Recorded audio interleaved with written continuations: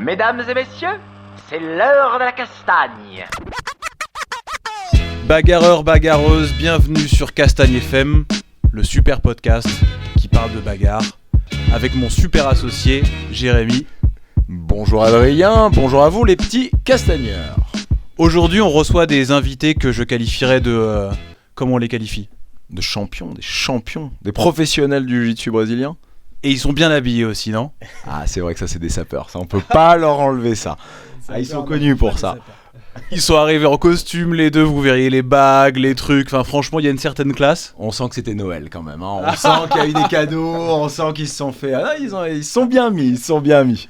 D'ailleurs, on espère à tous que vous avez bien profité de ces fêtes. C'est l'épisode entre Noël et le jour de l'an. Et on est hyper content de vous avoir avec nous. Et oui, c'est vrai, en plus on est hyper content de vous avoir aussi, vous deux, on va vous présenter avec nous, parce qu'on s'était dit avec Adri, mon pote Adrien de Castagne FM, on s'était dit peut-être que Noël on va voir, on va laisser un peu passer. Et puis en fait non, parce qu'il y a les Européos qui arrivent, et on s'était dit qu'il fallait essayer de s'entretenir avec le futur champion, là, c'est sûr. Ne dis pas son nom, on va laisser les gens deviner. Hein. Bah, ça va être compliqué parce qu'on n'est pas en direct, hein, donc peut-être ils hurlent derrière leur ordinateur là en nous écoutant. Mais... Puis généralement, il y a quand même le titre sur le podcast, donc je pense qu'ils s'ils savent lire, ce qui n'est pas le cas de tous les jujitsuka. On a affaire qu'à des gens intelligents. Les gars, on vous laisse vous présenter. Mathias Jardin, salut. Salut à tous les oui, ils ont décidé tous les deux de faire un concours de voix. Il faut que l'un et l'autre fassent la voix la plus étrange, la voix radiophonique la plus étrange. Suave, vous voyez. Voilà, salut tout le monde, bonjour tous les bagarreurs. On est là dans le studio de Castagne FM. Mathias, que vous connaissez déjà, qui était notre premier invité, en fait le second, mais l'invité de l'émission numéro 1 de Castagne FM, il y a de cela un peu plus d'1 an. C'est vrai, on a fait du chemin d'ailleurs depuis. Tiens, d'ailleurs, une réflexion que je me suis faite, alors, au début des vacances, là, je me suis rendu compte qu'il y avait eu 2 autres podcasts, en plus de celui des frères Olivier, qui avaient, entre guillemets, émergé du milieu jiu-jitsu brésilien. Et je suis content, parce que donc nous, ça fait un peu plus d'1 an et quelques, 1 an et 2 mois, on va dire. Et donc, on avait commencé avec toi, Mathias, et on en parlait encore tout à l'heure, ça fait partie des podcasts les plus écoutés, les plus suivis. Et depuis, il y a eu aussi une belle évolution, et je suis hyper content. Voilà, donc on compte, par exemple, parmi les nouveaux, il y a le podcast de Nicolas Régnier, que vous pouvez trouver sur SoundCloud, et il y a aussi Tatami Connexion, voilà, donc ils ont une page Facebook, je vous encourage tous à aller voir parce que c'est assez bien fait, plutôt intéressant. Et puis ça vous changera de 2 crétins qui ont besoin d'avoir des invités parce qu'ils y connaissent rien. Oui, c'est vrai, c'est pas faux aussi. Eux au moins c'est des vrais, ils s'expriment sur des sujets spécifiques, on dit c'est pas juste des mecs qui font des blagues quoi. C'est pas faux. Mathias, re-bienvenue. Merci beaucoup les gars. Et on a un second invité qui va se présenter lui-même. Bonjour à tous, Lutfi Ferra, voilà. Futur champion d'Europe, ceinture violette. Non, laisse-le faire, pourquoi tu te présentes comme ça ? Lutfi Ferra, champion européen de jiu-jitsu brésilien en ceinture bleue. Ouais, champion en ceinture bleue, donc en 2018, ouais. Champion aussi, j'ai gagné les World Pro. Premier français en adulte à les avoir gagnés. Donc voilà. Un des plus beaux records qu'a Lutfi, qu'il n'ose pas nous dire, mais on va lui faire dire, c'est le nombre de points qu'il a pris en compétition l'année dernière. Si on exclut les Worlds, qui est la seule compétition que tu n'as pas gagnée, on peut les mettre dedans. On peut les mettre. Combien de points t'as pris l'année dernière ? 5. 5 ou 7, pas plus. Sur toutes les compétitions que tu as faites sur l'année entière, tu as donc perdu, pas pris, tu as perdu 5 points. J'ai perdu 5 points. Et tu as perdu un seul combat. J'ai perdu un seul combat. J'ai perdu aussi l'absolute aux Europes, mais bon, dans des conditions plus particulières. Je ne devais pas combattre, la personne à côté de moi m'a forcé à combattre. Il a l'air méchant à côté. On voit son petit sourire à Mathias là. Mais sinon, ouais, j'ai pas pris beaucoup de points l'an passé sur toutes mes compétitions. Ouais. C'est ton truc ça. C'est ton vrai truc. J'ai presque l'impression, je commence un petit peu à te connaître et à voir comment tu fonctionnes. T'as une approche très simple des compétitions. On sent, tu fais partie de ceux qui ont encore. Pourquoi tu rigoles? Qui ont une approche, tu vas, tu gagnes, tu t'en vas. Mais quoi. non, alors non, mais ça c'est notre vision à nous. Mais t'as un vrai truc et on avait eu une discussion un peu autour de ça à la MK Attila, Team. quoi. Il y a un côté, on sent que c'est parce que ça te fait plaisir. Tu vois, comme ces grands footballeurs qui gagnent des millions et on sent qu'il y a des moments où ils vont aller jouer parce qu'ils savent que sinon ils n'ont pas leur paye. Bon, là dans le jiu-jitsu brésilien, on va pas se mentir, hein, de toute manière, la paye, tu peux t'asseoir dessus. Mais on sent que tu y vas pour le plaisir. Et ce truc des points, on sent que ça te fait. C'est ton petit truc en plus. Dans tes posts sur les réseaux sociaux, t'en parles. On a l'impression que c'est, en plus de gagner, c'est aussi un but pour toi de ne pas perdre de points. Bah, en fait, ce qui se passait l'an passé, c'est que j'avais vraiment envie de dominer, on va dire. Et le fait de pas prendre de points, c'était aussi une manière de montrer que je faisais pas que gagner. Parce qu'en fait, ça suffisait plus que gagner. Parce qu'aujourd'hui, en ceinture de couleur, il faut apporter sa touche, il faut se différencier en fait. C'est ça qui est différent de la ceinture noire, c'est qu'en ceinture de couleur, on a une visibilité qui est moindre par rapport aux grosses ceintures noires. Bah vous êtes plus aussi, hein. On est plus et du coup en fait on peut pas juste gagner, il faut avoir un jeu aussi un peu spectaculaire, il faut déjà gagner tout le temps, il faut aller beaucoup en compétition et bon, donc ça a un peu changé par rapport à la ceinture bleue, mais si on est juste sur la ceinture bleue, je voulais vraiment gagner et montrer que je pouvais vraiment dominer, mais pas forcément en mettant beaucoup de points, mais en tout cas en prenant pas, parce que je sortais d'une compétition et que personne ne m'avait fait quoi que ce soit. Donc voilà. T'as adapté ton jeu pour avoir ce genre de choses ou pour obtenir ce genre de résultats ou c'était naturel? Non, Ou t'es juste super fort. C'est ça que je voulais dire en fait. En fait, au début, c'était un jeu. En fait, au début, en fait, les premières compétitions, je m'en rendais même pas compte. Je me disais même pas, j'ai pas pris de points. C'est en fait, après, en y repensant, je me disais, putain, ça fait 2-3 compétitions que j'ai pas pris de points. Et donc après, c'est devenu un jeu. Après, j'en ai joué. Et donc voilà. C'est un joli record. Mais non, mon jeu n'est pas fait en fonction de ça. C'est juste que ça, j'ai progressé comme ça et du coup, bah, mon jeu fait que j'évite de prendre des points.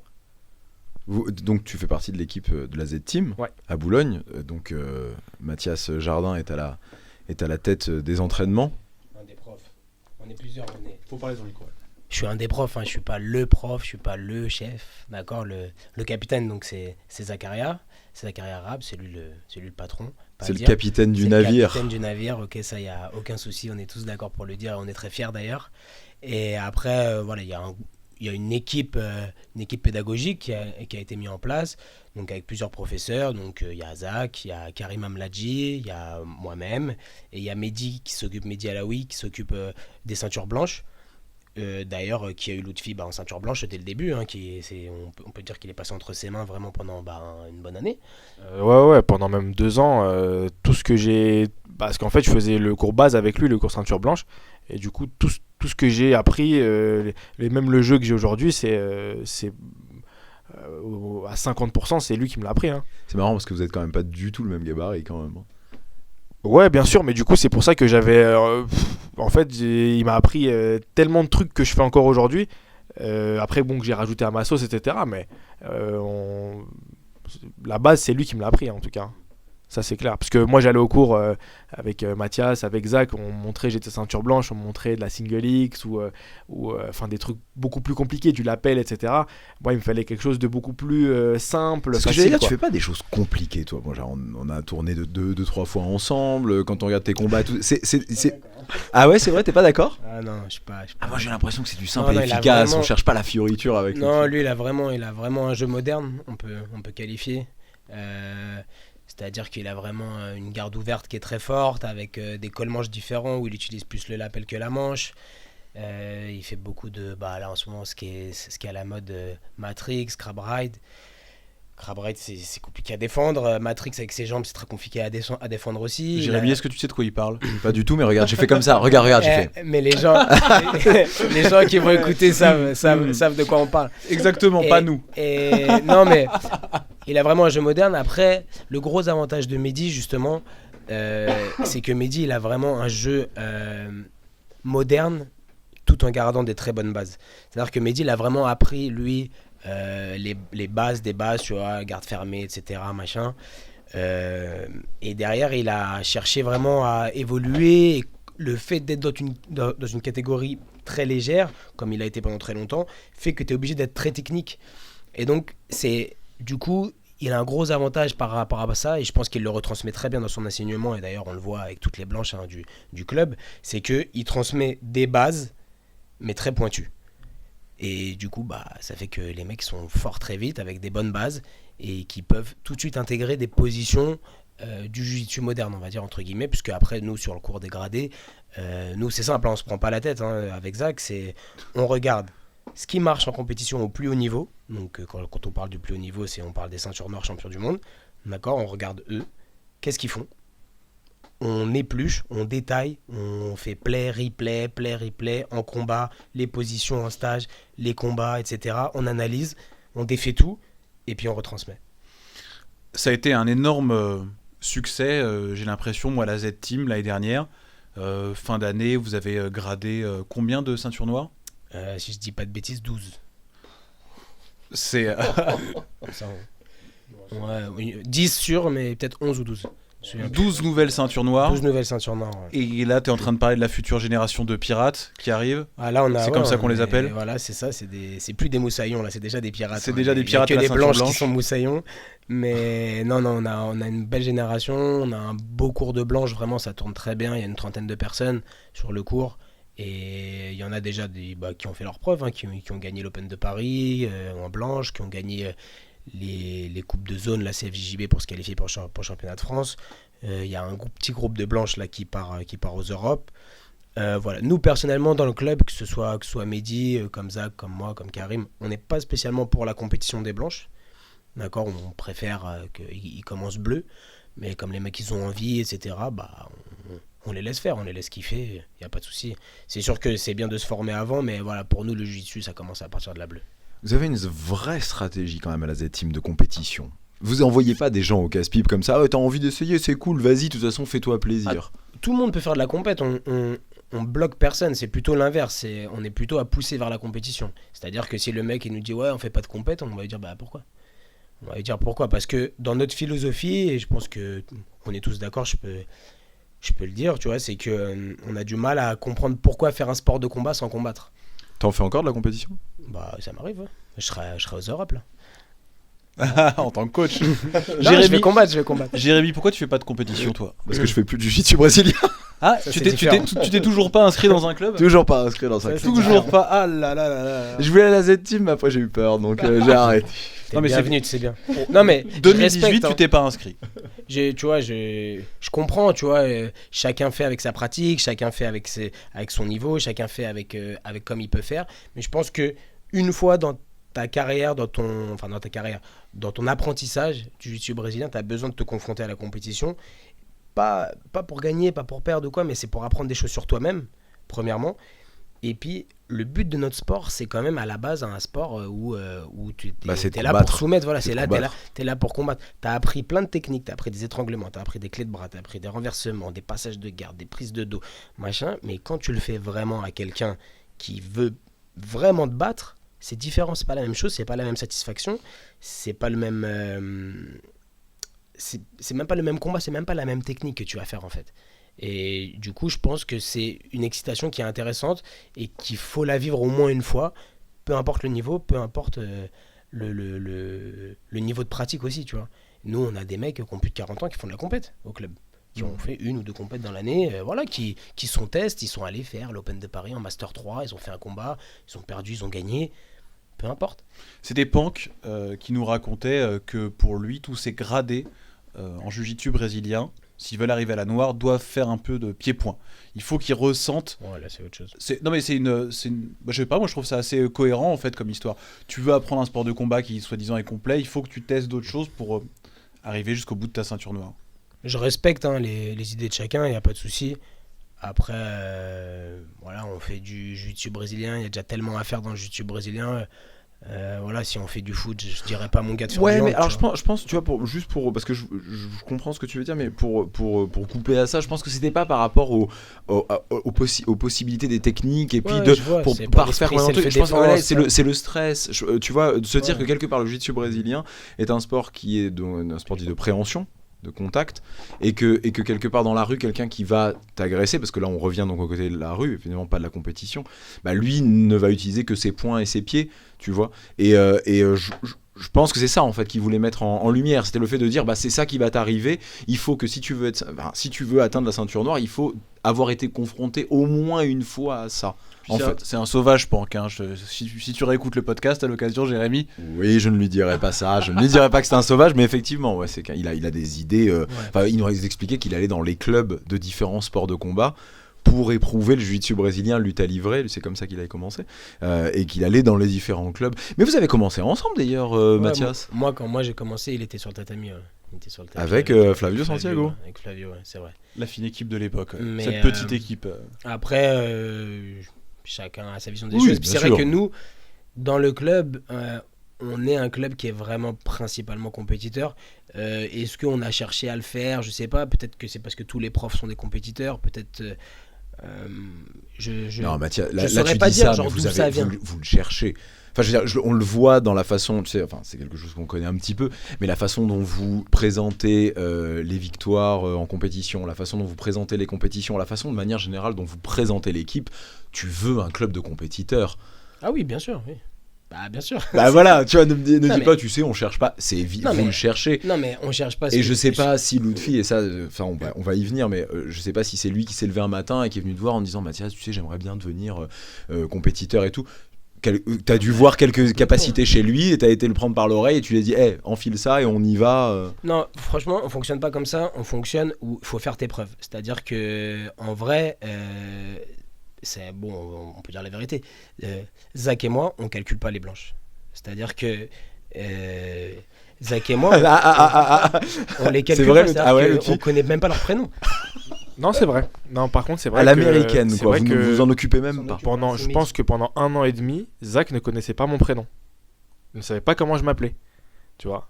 Donc, encore Mathias, oui, parce que j'allais à la NERF. Enfin bref, on se voyait plus, on était plus. Mais Zach ne connaissait pas mon prénom. Donc c'est véridique. Les blanches. Comment c'est- tu l'as. Remarque que c'est déjà un premier test quelque part. Savoir Bah, si tu vas te battre fait, pour rester jusqu'à. Dans notre C'est club, pas. je pense que déjà le jiu-jitsu c'est un sport qui est déjà assez difficile et où il y a un écrémage qui se fait directement parce que au bout de la première année les gens qui commencent, il y en a plein qui arrêtent. Au bout de la deuxième année en ceinture bleue c'est la Bérésina. C'est la bleue où tout le monde s'en va. Hein. Alors dans notre club c'est encore pire. Bon encore maintenant on a mis le cours on a mis le cours blanche donc ça permet aux blanches de tourner avec des blanches De etc. survivre. Mais moi l'année où j'ai commencé je me faisais rouler dessus, mais c'était encore. J'ai eu la chance d'avoir un corps d'homme rapidement. Donc, T'as commencé à quel âge? j'ai commencé à 17 ans. Et tu as. 21. Ah, ça fait pas longtemps en fait. Non. Non, mais putain.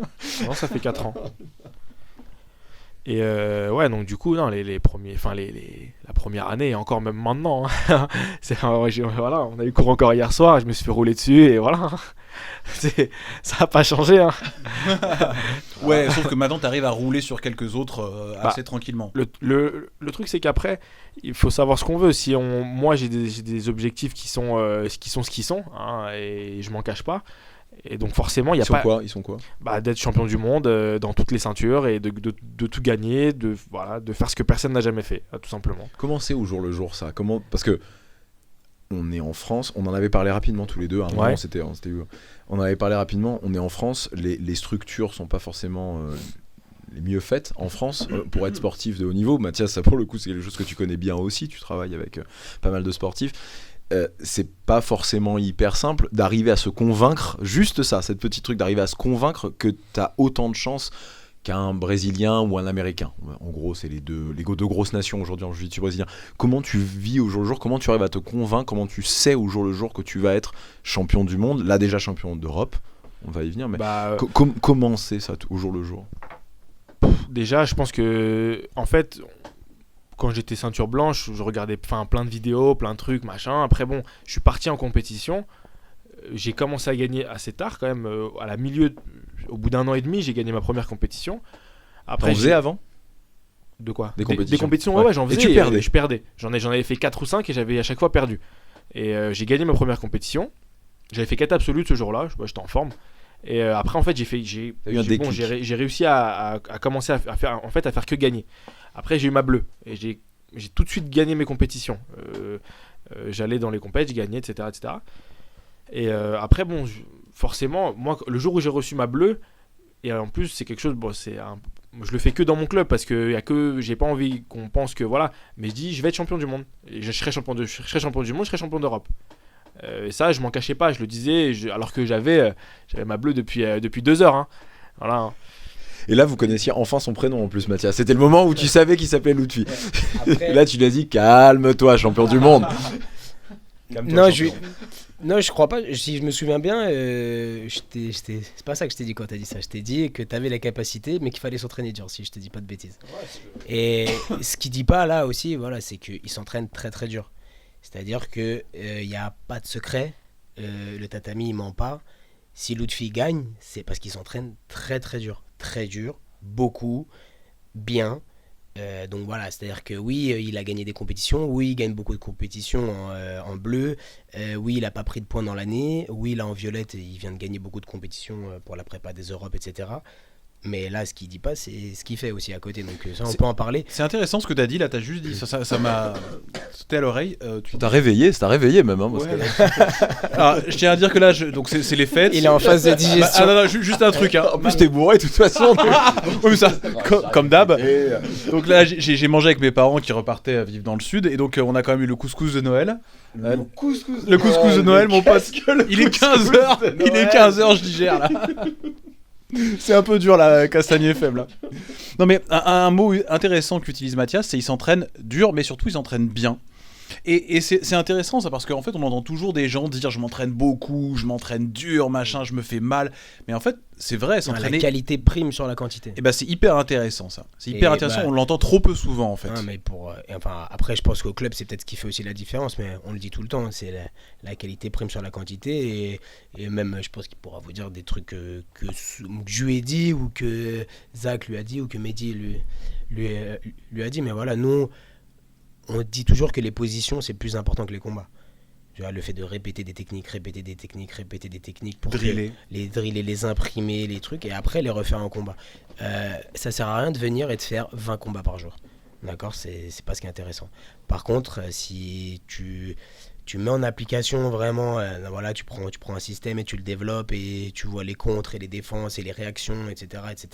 Tu les travailles, mais quand je parle de les travailler, c'est pas 100, c'est pas 1000, c'est pas 10 000, c'est les faire sans relâche, vraiment. Et c'est ce qui fait qu'après, au bon moment dans la compétition, dans un combat dur, dans un combat où c'est chaud, bah, tu vas la sortir, et c'est ça qui va faire la différence. D'accord ? Ajoute à ça le mental, ajoute à ça l'envie de gagner, la préparation physique, etc. Mais les répétitions techniques sont fondamentales. C'est vraiment ça. Ouais, et c'est vraiment ce que je fais le plus en fait. C'est ce que je fais le plus. Tu m'as dit comment c'est au quotidien. Bah en fait, au quotidien, c'est lever, comme je t'ai dit, voilà, à 6h30. C'est 1 heure de position le matin. Parce que je travaille. Je travaille à côté, je suis à l'école. Enfin bref, c'est. Donc en fait, pour avoir les mêmes chances qu'un Brésilien ou qu'un Américain qui fait que ça, Qui lui ne fait lui que fait ça et qui est payé pour ça. et bah moi je me suis dit il faut que je fasse, en fait il faut que j'ai la même dose d'entraînement que quelqu'un qui faisait que ça, si ce n'est plus, mais tout en ayant un travail. Et là en fait c'est là où les sacrifices, où là c'est vraiment dans la tête quoi, parce que ok c'est bien de se dire un matin je vais aller m'entraîner 2 ou 3 fois aujourd'hui, mais au bout d'une semaine, au bout d'un mois, au bout de 6 mois, 7 mois, c'est là où ça commence à jouer. C'est là où quand le matin il fait froid, il fait nuit, et que tu as déjà 10 entraînements dans les pattes, que c'est là où c'est dur. Comme ce matin par exemple, c'était dur. C'était dur ce matin. Donc voilà, le matin c'est 6h30. À 7h30 je suis sur le tatami jusqu'à 8h45. Après je vais au travail à 9h. 9h jusqu'à 12h30 je suis au travail. Après 13h, 14h, 1 heure de position. Après je repars au travail. Après à 19h30, 1 heure de position. Et après 1h15 de combat. Oh là là, moi je retourne me coucher les mecs. Donc ça fait. Moi, je me suis même pas inscrit. Tu vois, comme ça, au moins, voilà, y a pas de... Mais Et- tu vas t'inscrire, Jérémy. 2019, tu t'inscris. Jérémy. L'année de l'inscription. L'année de l'inscription. Ah, on prend des paris. Tiens, qui dit que je m'inscris cette année? Voilà, on va faire un sondage. On va balancer ça sur Voilà, on va faire. Non. Qui dit qu'il s'inscrit à la Z-Team? Non. On commence pas, ouais. Ah ouais. Commence pas.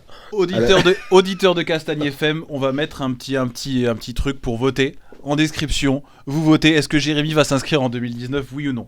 Moi, je vous le dis, je vote oui. Jérémy va s'inscrire quelque part. Non, pas à la Z-Team. Pourquoi tu seras le Non, bienvenu, quand hein. j'entends. Ah non, alors là, Tu il y a seras vraiment bienvenu, aucun tu seras souci, bien ça reçu. je le sais. Je serai bien Mais- reçu, c'est ça qui me fait peur. Non, ça je Non. sais. Non, mais ça je sais très bien. Mais il y a un rythme, il l'a dit. Là, il vient d'en parler pendant. Enfin, Lutfi l'a dit très clairement. Il y a un rythme. Si tu veux, Là, et c'est pour ça, tout à l'heure tu disais on n'est pas spécialement une équipe de compétition et tout.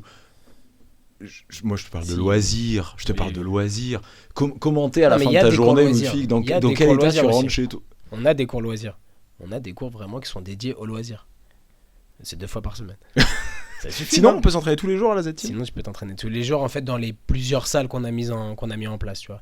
Vraiment dans la comment on dit dans la matrice, la matrix. Comment ils disent dans le HQ, voilà, le headquarter pour faire les Américains. C'est à Boulogne-Billancourt. Le vrai cours c'est mardi, jeudi et samedi midi. Après, grâce aux autres antennes, on peut s'entraîner donc lundi, mercredi, et après on peut s'entraîner en journée aussi grâce à une autre antenne encore. Où sont les Voilà. autres antennes? Alors, Il y en a n'hésitez une pas. à Bourg-la-Reine, Ok. donc avec moi aussi, lundi, mercredi. Après à Meudon avec Karim Amladji qui donne les cours lui le samedi à la Z-Team. Ça c'est en journée. Et voilà, après je pense on a la chance que aujourd'hui les Français qui sont profs, qui sont soit de ma génération ou une génération qui est un petit peu au-dessus de la mienne, comme Mako, comme Julien Casier.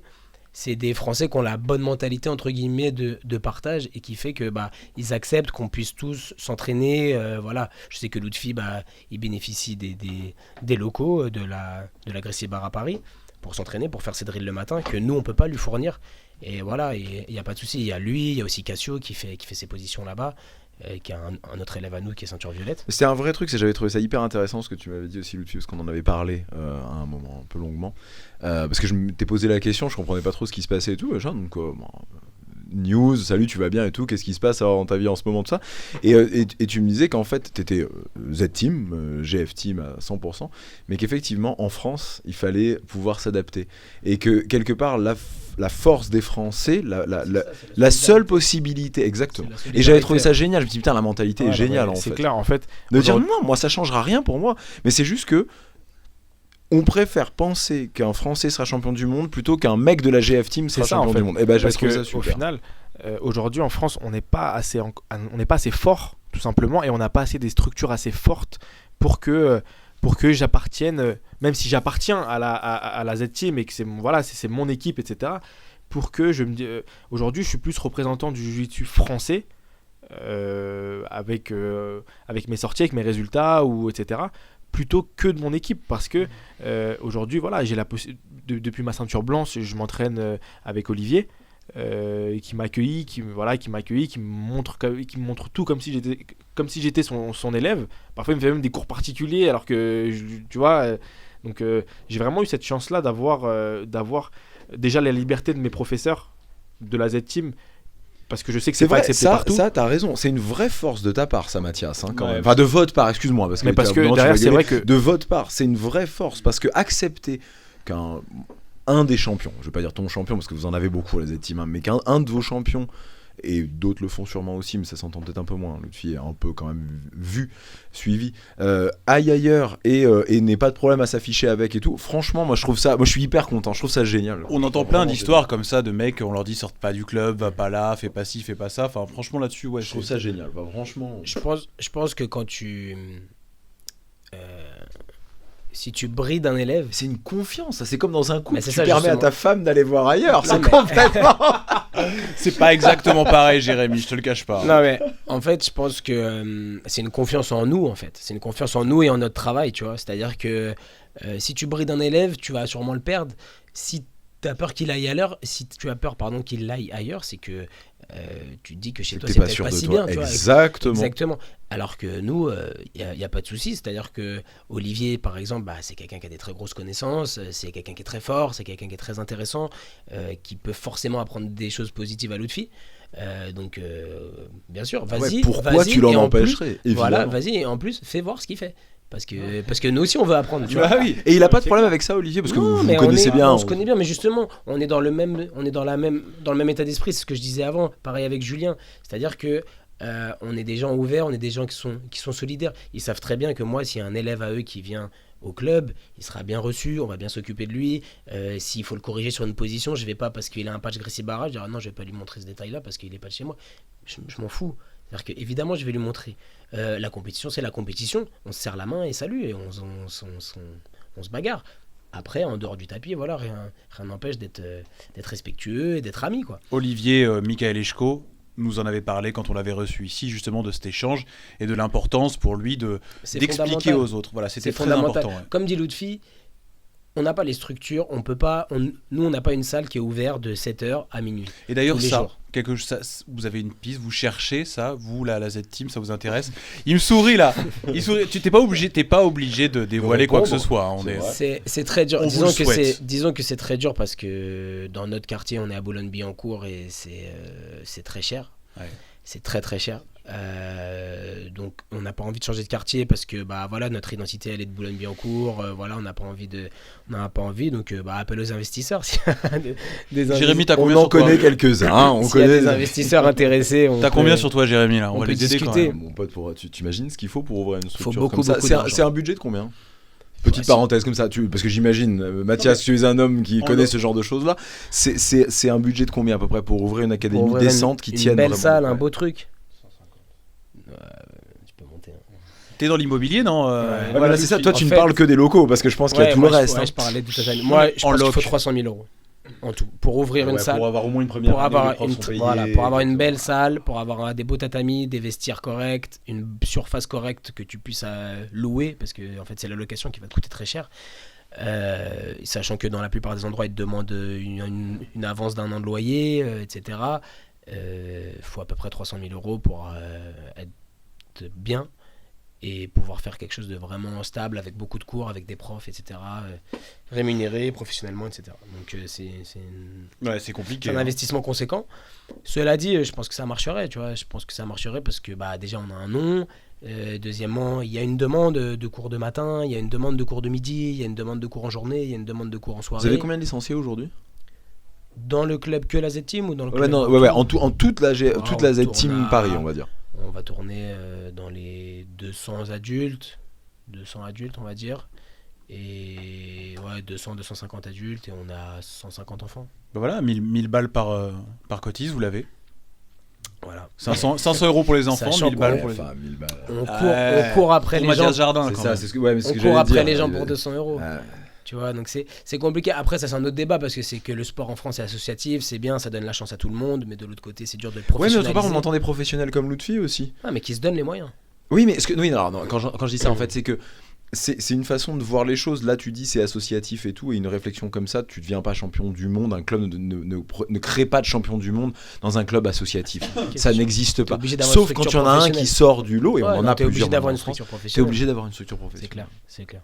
Et c'est pour ça, donc, Lutfi, que tu as décidé, tu t'es dit cette année, je me permets d'aller complètement ailleurs. Tu peux citer les noms des gens des autres académies desquelles tu profites, c'est important parce que c'est des gens bien ouverts, donc c'est plutôt Bien cool. sûr. N'hésite Pour pas. la plupart du temps, en fait, je suis à la Gracie Bar à Paris. Donc c'est rue Ganneron, juste à côté de Place de Clichy. Donc qui me permet de m'entraîner. Donc voilà, le matin, le midi, enfin quand je veux. Quand je veux, donc Julien, le head coach de là-bas, m'a vraiment Julien Casier. ouais, Julien Casier, voilà, m'a Ouais, vraiment parce que tout le monde ne connaît pas Ouais. tout le monde. donc voilà, c'est le head coach de la Gracie Bar à Paris. Il m'a vraiment tout donné pour que, entre guillemets, on se connaissait déjà d'avant, donc voilà, je suis pas venu du jour au lendemain, etc. Mais voilà, c'est quand même une super mentalité. Et puis c'est vrai que sa salle, voilà, c'est vraiment, c'est en plein Paris, c'est juste à côté de mon travail. J'ai un tatami où je peux m'entraîner tout le temps. Enfin, je veux dire vraiment, voilà, il m'a vraiment mis dans des... Enfin, en gros, il m'a offert une opportunité vraiment super, quoi. Et moi, si je peux la rendre à ses élèves... Sans contrepartie. Sans contrepartie. Sans C'est aucune mortel. contrepartie. Vous vous connaissez bien, Mathias, avec Julien?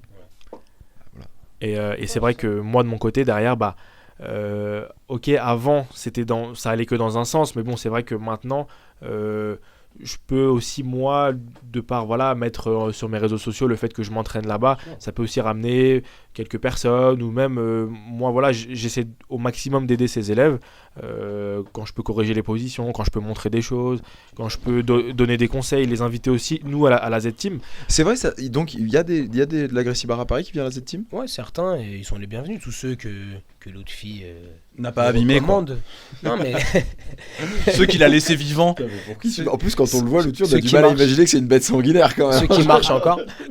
Non, mais voilà, c'est-à-dire que que il faut que ce soit un procédé de bonne, tu vois, oui. voilà, on est là, on partage. Voilà, il n'y a aucun souci. Tout le monde, de toute façon, de règle générale, tout le monde est bienvenu au club. Il faut juste prévenir avant. Voilà, ça c'est une question de politesse.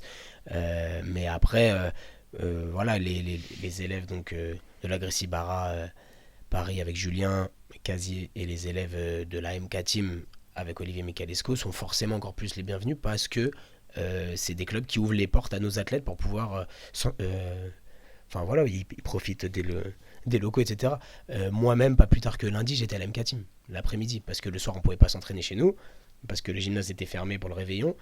À 14h, j'étais sur le tapis de la MK Team avec Lutfi, d'ailleurs. Voilà, il y avait Reda Meptouche, il y avait des gens qu'on connaît, voilà. Et donc, on était bienvenus. J'ai même pas vu Olivier, il était pas là. Mais voilà, je sais très bien qu'il n'y a pas de problème et ce serait pareil si c'était lui qui était venu chez nous le soir du réveillon, tu vois. Il y a un truc comme ça. On l'avait vu ça aux Europes, hein, l'année dernière à que Lisbonne. voilà, c'est la où- solidarité française. c'est C'est-à-dire vrai, que, hein. voilà, on sait qu'on est dans un sport. On avait hurlé pour tout le monde, on avait C'est ça, encouragé mais tout voilà, le mais monde. c'est je te voyais le but, coacher, tu vois. je te voyais coacher des gens qui n'étaient pas ton équipe et tout. Enfin, c'est. C'est le but, c'est-à-dire que, bon, déjà, je pense que on sait qu'on est dans un sport qui est en voie de développement. Si nous-mêmes, on se tire dans les pattes entre Français, ça va pas réussir. On est tous des passionnés, on aime tous le sport, on veut qu'il se développe, on est content de voir nos élèves réussir, comme on est content de voir les élèves de quelqu'un d'autre réussir. Voilà, moi, il y a vraiment aucun souci. Tant que c'est des Français, moi, je suis content, tu vois. Après, bien sûr, je préfère les miens. Évidemment. Évidemment. Lutfi, tu nous as pas dit, toi, qu'est-ce qui t'avait poussé à faire de la compète à la base? Pourquoi, en fait? Quel a été le déclencheur? Il avait pas de meuf, c'est tout. Il avait du temps, quoi. J'ai du mal à croire que Lutfi ait pas de meuf, je dois te le dire. Attends, vu son rythme, il a pas le choix. Hein. Ok, d'accord. Enfin, il a des meufs. Voilà, pas j'allais une. la faire. C'est ça, c'est le problème, c'est une. Le problème, il est là. Moi, en fait, ce qui m'a poussé à la compète... En Non, fait- revenons sur les meufs. T'en as combien? On coupera la diffusion, t'inquiète, on enlèvera ce passage. Je préfère mon prof, je laisse mon prof parler pour moi sur ça.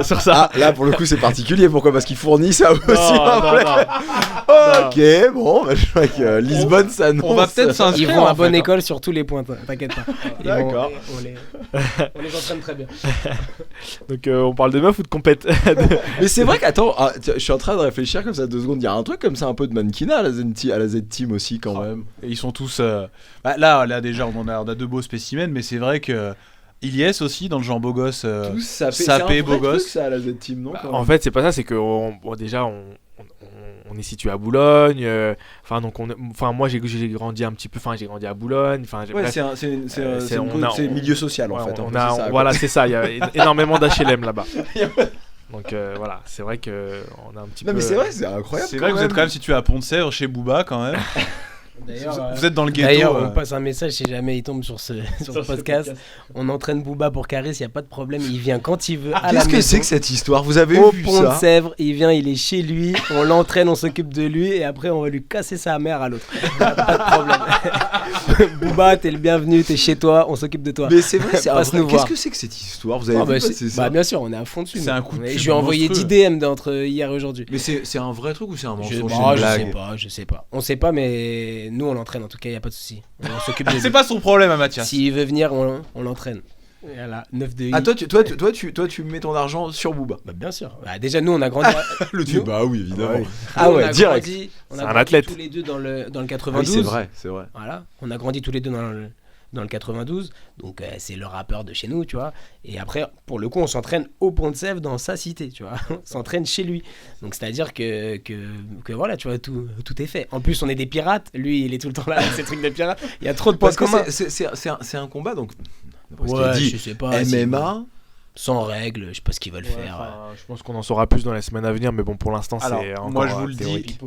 il va rien se passer. C'est un coup de pub, c'est un bon Attention, coup de pub. hein, parce que les deux, c'est quand même des très bons businessmen. Et quand tu vois l'argent que McGregor et Mayweather ont récolté, dis-toi bien que pour un combat. Ouais, enfin, on est en France, qui c'est qui va aller payer Quoi le- Non, là, rigoles tu ou fais, quoi là, Ah tu te ouais mets le doigt Tu dans l'œil rigoles. jusqu'au coude. Sérieux? Ah, je te dis. Là, c'est pas des combattants, là, et là, ils vont voir des rappeurs ultra connus Se battre. se battre. Remarque, c'est mal. Là, en mais fait, ils t'as raison. remplissent le U Arena à Paris, ils le remplissent, je pense, en 3 heures. C'est sûr. Franchement, je pense. Et cher. Et ils le remplissent à ras-bord. Mais il faudrait. Alors attends. Mais moi le premier. Parce que moi, je vais peut-être pas à un concert de Booba, mais Mais s'il y a la bagarre, je vais y aller. Hein. Ah, ouais, moi aussi, je suis. Franchement, c'est clair. Vous iriez, vous payez. Mais j'y Ouais, vais, mais ouais, 20 ouais. fois. On essaiera de trouver des places, t'inquiète, mais. La cité, mais. mais non, mais franchement, mais j'y vais, mais c'est sûr. Le truc, c'est que je sais pas si. Enfin, Si, pour qu'il y ait ils un ont événement. beaucoup à perdre. C'est-à-dire que lui, Booba a beaucoup à perdre par rapport à l'autre, parce que bon, Karis, il est un peu moins coté, on va dire, même s'il est quand même déjà dans le game. Mais et là, en tout il est cas, censé avoir un level en boxe taille et tout. Enfin, il ah, a mais après, c'est un c'est champion l'autre d'Europe, qui je crois, si provoque je me- beaucoup et tout ça, mais bon, il fait quand même 1,92, 110 kilos. Karis, je sais pas combien il mesure, je sais pas combien il pèse, mais bon, c'est un beau rhinocéros aussi. Hein. Ils doivent bien. Ouais. Elle a dit oui. Mais voilà, tu vois. Donc, non, franchement, moi, si ça devait se faire et qu'on pouvait avoir la chance de l'entraîner, on serait vraiment motivé, tu vois. Le truc, c'est qu'il faudrait qu'une fédération sportive valide un combat où les deux Non, mais sont ils veulent pas pas, ils pros. veulent pas de combattants. Oui, ils ça veulent n'arrivera pas. pas donc. Bah, je sais pas. Mais non, c'est pas possible, il y aura les flics avant. Enfin, c'est. Bah, je sais pas, sous un truc de pancras et tout Oui, ça mais- machin. Ouais, il faut une fédération. voilà, faut un faut truc, que ouais. Non, une mais eux, ils veulent fédération se faire de un truc trace. sans arbitre. Ils veulent faire Oui, mais c'est un pour ça en truc, fait, ça fait beaucoup de Je sais pas ce pubs. qu'ils veulent exactement. Genre, bon, bref. De la pub, je pense. Oui, je oui. pense. Après, ils s'en foutent, ça fait parler de lui. Hein. Ça passe sur France TV, ça passe partout là en ce moment. Ça y est, ils vendent des albums. Ils sont bien, ouais, ça c'est fait sûr. de la SACEM. B2O, il est bon, hein, SACEM. De toute façon, en B2O, c'est un businessman, hein. On le sait, tu vois. Mais voilà, du coup, j'ai oublié de quoi on parlait. juste Non, non, mais on parlait des meufs de Lutfi. Et on est arrivé à Booba, je sais pas comment, mais. Non, c'est pas vrai. C'est Ah non, on parlait la du style, on la parlait vraie du style question. de Non, Boulet. ouais, non, Ah, du style du style Team. de Non, ça y est, ça, on en a déjà fait parler, Mathias, c'est bon. Non, on parlait du fait que. Comment la compétition, c'est Ah un oui, truc, tu t'es dit comment un il jour, arrive à tu la y vas ou c'est parce qu'on t'a dit, allez, Non, vas-y, non, pas faut du y tout. aller. En fait, un jour, il y avait une petite compétition à Bobigny. J'avais 2 mois de jiu-jitsu. Je me suis dit, bon. Parce qu'en fait, nous, on a l'habitude d'applaudir les mecs à la fin en fait, de la séance après la compétition. Si on a eu, par exemple, les mecs ont combattu le samedi, bah, le mardi ou le lundi, ils vont se faire applaudir. Voilà. Et moi, je me suis dit, putain, j'aimerais bien être applaudi quand même. Ça pourrait être ça. Genre, ça serait bien, tu vois. Je suis parti en compétition. Je me suis pris une clé de bras au bout de 1 minute 30. Genre, Ah, on t'a bien applaudi, y a pas de ouais, souci. ouais, exact. Donc voilà. Et après, bah. C'est vrai qu'on applaudit ceux qui participent, donc voilà. Mais bon, c'était pas l'objectif. Et donc du coup, bah après, naturellement, j'ai toujours été attiré par la compétition, etc. Et après, on va dire que c'est parti un peu en cacahuète. Ouais, parce que là, on sent que t'as un plaisir quand on te voit. Bon, après, là, je t'ai suivi sur les. Bon, non, remarque, c'est pas vrai parce que je t'avais vu aux Europes, mais là, c'est au championnat du monde, les deux là que t'as fait. J'ai suivi sur un écran. Mais t'as un regard, on sent que c'est pas. On voit tout de suite quelqu'un qui rentre sur le tatami parce qu'il veut faire une compétition, comme tu disais tout à l'heure Mathias, il veut faire une compétition, il veut s'éprouver, et quelqu'un qui rentre pour gagner, quelqu'un qui est pas là pour rigoler, qui le fait professionnellement. Et on sent que t'as ça. Je sais pas si c'est quelque chose qui est venu au fur et à mesure, ou si c'est quelque chose que tu savais que ce serait comme ça. Bah après, je pense que plus on fait des compétitions, plus on s'accoutume en fait à la compétition. Et T'en as besoin aujourd'hui. Ouais, bah honnêtement, je m'entraînerais beaucoup moins si j'avais pas des objectifs et si j'avais pas envie d'être champion du monde, etc. Donc en fait c'est un moteur tout simplement, et on en a besoin dans tout ce qu'on fait. Donc c'est vrai que aujourd'hui j'arrive en compétition confiant, enfin de façade en tout cas, confiant, parce que j'ai tout fait pour l'être. En fait je me dis, c'est pas possible que quelqu'un ait fait la même chose que moi. Qui c'est qui nous racontait ça? Samuel Monin. Enfin, c'est David Giorsetti qui nous racontait ça à propos de Samuel Monin. Qui lui, quand toi tu faisais ton premier, enfin toi parce que moi c'est encore autre chose, mais quand tu faisais ton premier entraînement de la journée, lui il en avait déjà fait 3 avant. Ah c'est marrant, moi je pensais à Gaëtan Dambo qui nous racontait qu'il s'entraînait Ah, c'est hyper vrai. dur et qui disait face à moi il y a un mec il a peut-être fait le même parcours, tu sais, et genre il faut que je fasse mieux que lui. Ouais, c'est vrai, en boxe thaïlandaise aussi, c'est vrai, boxe il disait thaï, ça aussi, c'est vrai. Mais toi on va te dire, si tu faisais pas de compète, tu t'entraînerais moins. Ouais. Tu penses. Ouais, bien Et sûr. tu prends plaisir à l'entraînement. En Bien fait, sûr. c'est ça. Donc ça te permet de continuer à t'entraîner, à avoir du fun. Bien sûr, bien sûr. Mais après, c'est vrai que il faut pas. Enfin, entre guillemets, il faut pas se mentir. Hein. Il y a plein de fois où j'ai pas envie d'y aller. Hein. Enfin, Ah, c'est ça quand même. ah, mais non, mais ça, quelqu'un qui s'entraîne aussi dur, entre guillemets, que moi, et qui vous dit qu'à chaque fois il aime aller s'entraîner, c'est un plaisir, c'est un menteur. C'est un Ah menteur. oui, Samuel Monin disait la même non, chose. Ou ça c'est veut la même dire, chose, ou ça c'est veut dire pareil. que c'est faux, qu'il s'entraîne pas comme il dit, parce que Pas assez dur. parce que c'est vraiment pas facile. Vraiment pas facile de s'entraîner, de mettre le kimono tout le temps, de répéter des mouvements des centaines et des centaines de fois, c'est pas simple. Mais surtout en faisant des études à côté. En fait, c'est ça. Enfin, je veux pas dire que si t'avais pas tes études, ce serait facile. Mais rajouter les études en plus, c'est là où ça devient vraiment très difficile. Il te reste encore longtemps à étudier ? 3 ans. Oh là là là là. Ça veut dire en marron, t'étudieras encore quoi. En noir. En noir. En noir ? Ouais. Dans 3 ans, t'es noir ? Ouais, même moins. Ok. Attends, doucement là, c'est pas toi qui décide quand même, t'es sérieux ou quoi? Ouais, c'est une blague, c'est une private joke entre nous. Ah d'accord, ok. On rigole. On en Genre, rigole. qu'est-ce qu'il y a eu? Alors, il y en a un des deux qui a lancé un ultimatum à l'autre et tout, c'est non, quoi? c'est entre nous. Ça restera entre nous. Ça restera entre nous. Mais non, c'est une private joke. Mais là, vous parliez là de la compétition et de l'entraînement, etc. Je pense que dans tous les sports, hein, on peut parler on parle du nôtre, mais dans tous les sports, le haut niveau, le vrai haut niveau, c'est très dur, c'est très exigeant, ça demande énormément de sacrifices pour peu de plaisir. D'accord ? Et le seul plaisir, je pense, et je pense qu'il me rejoindra sur ça, le seul plaisir, c'est quand l'arbitre il lève ton bras, c'est quand tu montes sur le podium premier et que tu as ta médaille d'or, il est là ton plaisir. Il est là, tout ton plaisir, il est résumé en 2 secondes, en 3 secondes. Ton plaisir, c'est pas... ouais, si, ça peut être aussi de faire une superbe action, tu vois, et de l'avoir sur Flow Grappling, et aller reposter, etc. Voilà, le plaisir, il est dans ça. Il est pas dans la reconnaissance, tu vois, mais il est dans la satisfaction personnelle. Et monter sur un podium premier d'une grosse compète, avoir le bras qui fait que se lever pendant 5-6 tours de suite, c'est un plaisir qui a peu d'égal, tu vois, qui a vraiment peu d'égal. Et ce plaisir-là, il passe par ouais, là on est mardi soir, j'ai fait déjà 6 entraînements, il faut que j'aille au 7ème et t'as pas envie. Et puis t'as Redam Meptouche qui t'invite au premier, Redam Zawi qui t'invite au 2ème, Zakaria Arab qui t'invite au 3ème. Vous vous dites jamais non, la Z-Team? Bah non, pourquoi faire? Qu'est-ce que tu Ah, racontes? pourquoi faire? Parce que t'es fatigué, tu peux te blesser, parce que Non, je mais- sais rien. Non mais ça dépend qui, mais tu vois, voilà. Moi ce que je dis tout le temps, c'est quand le mec est fatigué, c'est là qu'il faut y aller. Ok, c'est là que ça lui sert à quelque chose. D'accord? C'est sûr, si moi je suis à 100% et que je tourne avec Mehdi à 100%, ok, par exemple, ok, on fait le même poids aujourd'hui, Mehdi Alaoui et moi. Je suis à 100%, il est à 100%. Bon, ça va être un combat, ça va être la guerre, d'accord? Si le jour où lui il est à 60% et que moi je suis à 100% et je lui rentre pas dedans, comme quand il est à 100%, c'est pas intéressant pour lui. Il progresse pas. C'est comment il peut faire un combat de. Ouais, un en super compétition, tu combat vas pas à contre, 100% au final. contre c'est compliqué. Samir Chantre là, si nous on lui rentre pas dedans quand lui il est un peu fatigué. C'est Eh, pas possible. c'était beau ce combat. hein. Il a gagné ce combat. vas-y. On en a parlé, Bref, on en a parlé, On en a parlé hier. il au a dernier- gagné ce combat. mais on en a parlé aussi à ce micro-là et c'était grosse, avec David Giorsetti. Ouais, j'ai vu. Grosse fierté de ce combat. Mais c'est Franchement. surtout qu'il l'a gagné, mais. Qu'est-ce qui s'est tranquille. passé? Ouais. En qu'est-ce termes qui s'est d'arbitrage, passé t'es pas d'accord, c'est ça? C'est Eh, compliqué. t'as le droit, là, allez, pas de.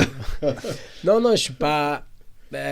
En fait, il y a eu une erreur d'arbitrage, mais qui a été avouée, hein, tu vois, il y a pas eu de souci, mais c'est pas une erreur parce que si tu veux, c'est très dur. Faut se rendre compte que c'est très dur à arbitrer, tu vois, que ça va très vite, que machin et tout. Puis Samir Chantre, c'est un nom quand même, c'est Et compliqué, non? à Ça un enlève moment 2 points en fait. Ça enlève 2 points à Mehdi et ces 2 points-là, bon, à la fin du combat, ils perdent un avantage. Après, le combat, c'est un combat, on sait pas. Ça se trouve, l'autre, il aurait accéléré, il aurait récupéré les 2 points aussi. Donc voilà, faut pas. Bon, ce combat-là, il l'a perdu. Puis toi-même t'es arbitre, C'est pas tu lui, sais voilà. que c'est compliqué C'est pas lui qui a eu d'arbitrer. le bras levé, Hmm. mais j'ai hâte de voir le prochain. Tu vois. Ah, nous aussi, hein. J'ai Ouais, hâte de voir le j'avoue prochain. que- Nous aussi. Hein. Mais Il va au mondial. non, c'est très compliqué. Hein. Il a eu la Noire au mois de juin. Il peut pas aller aux Europes là pour les points.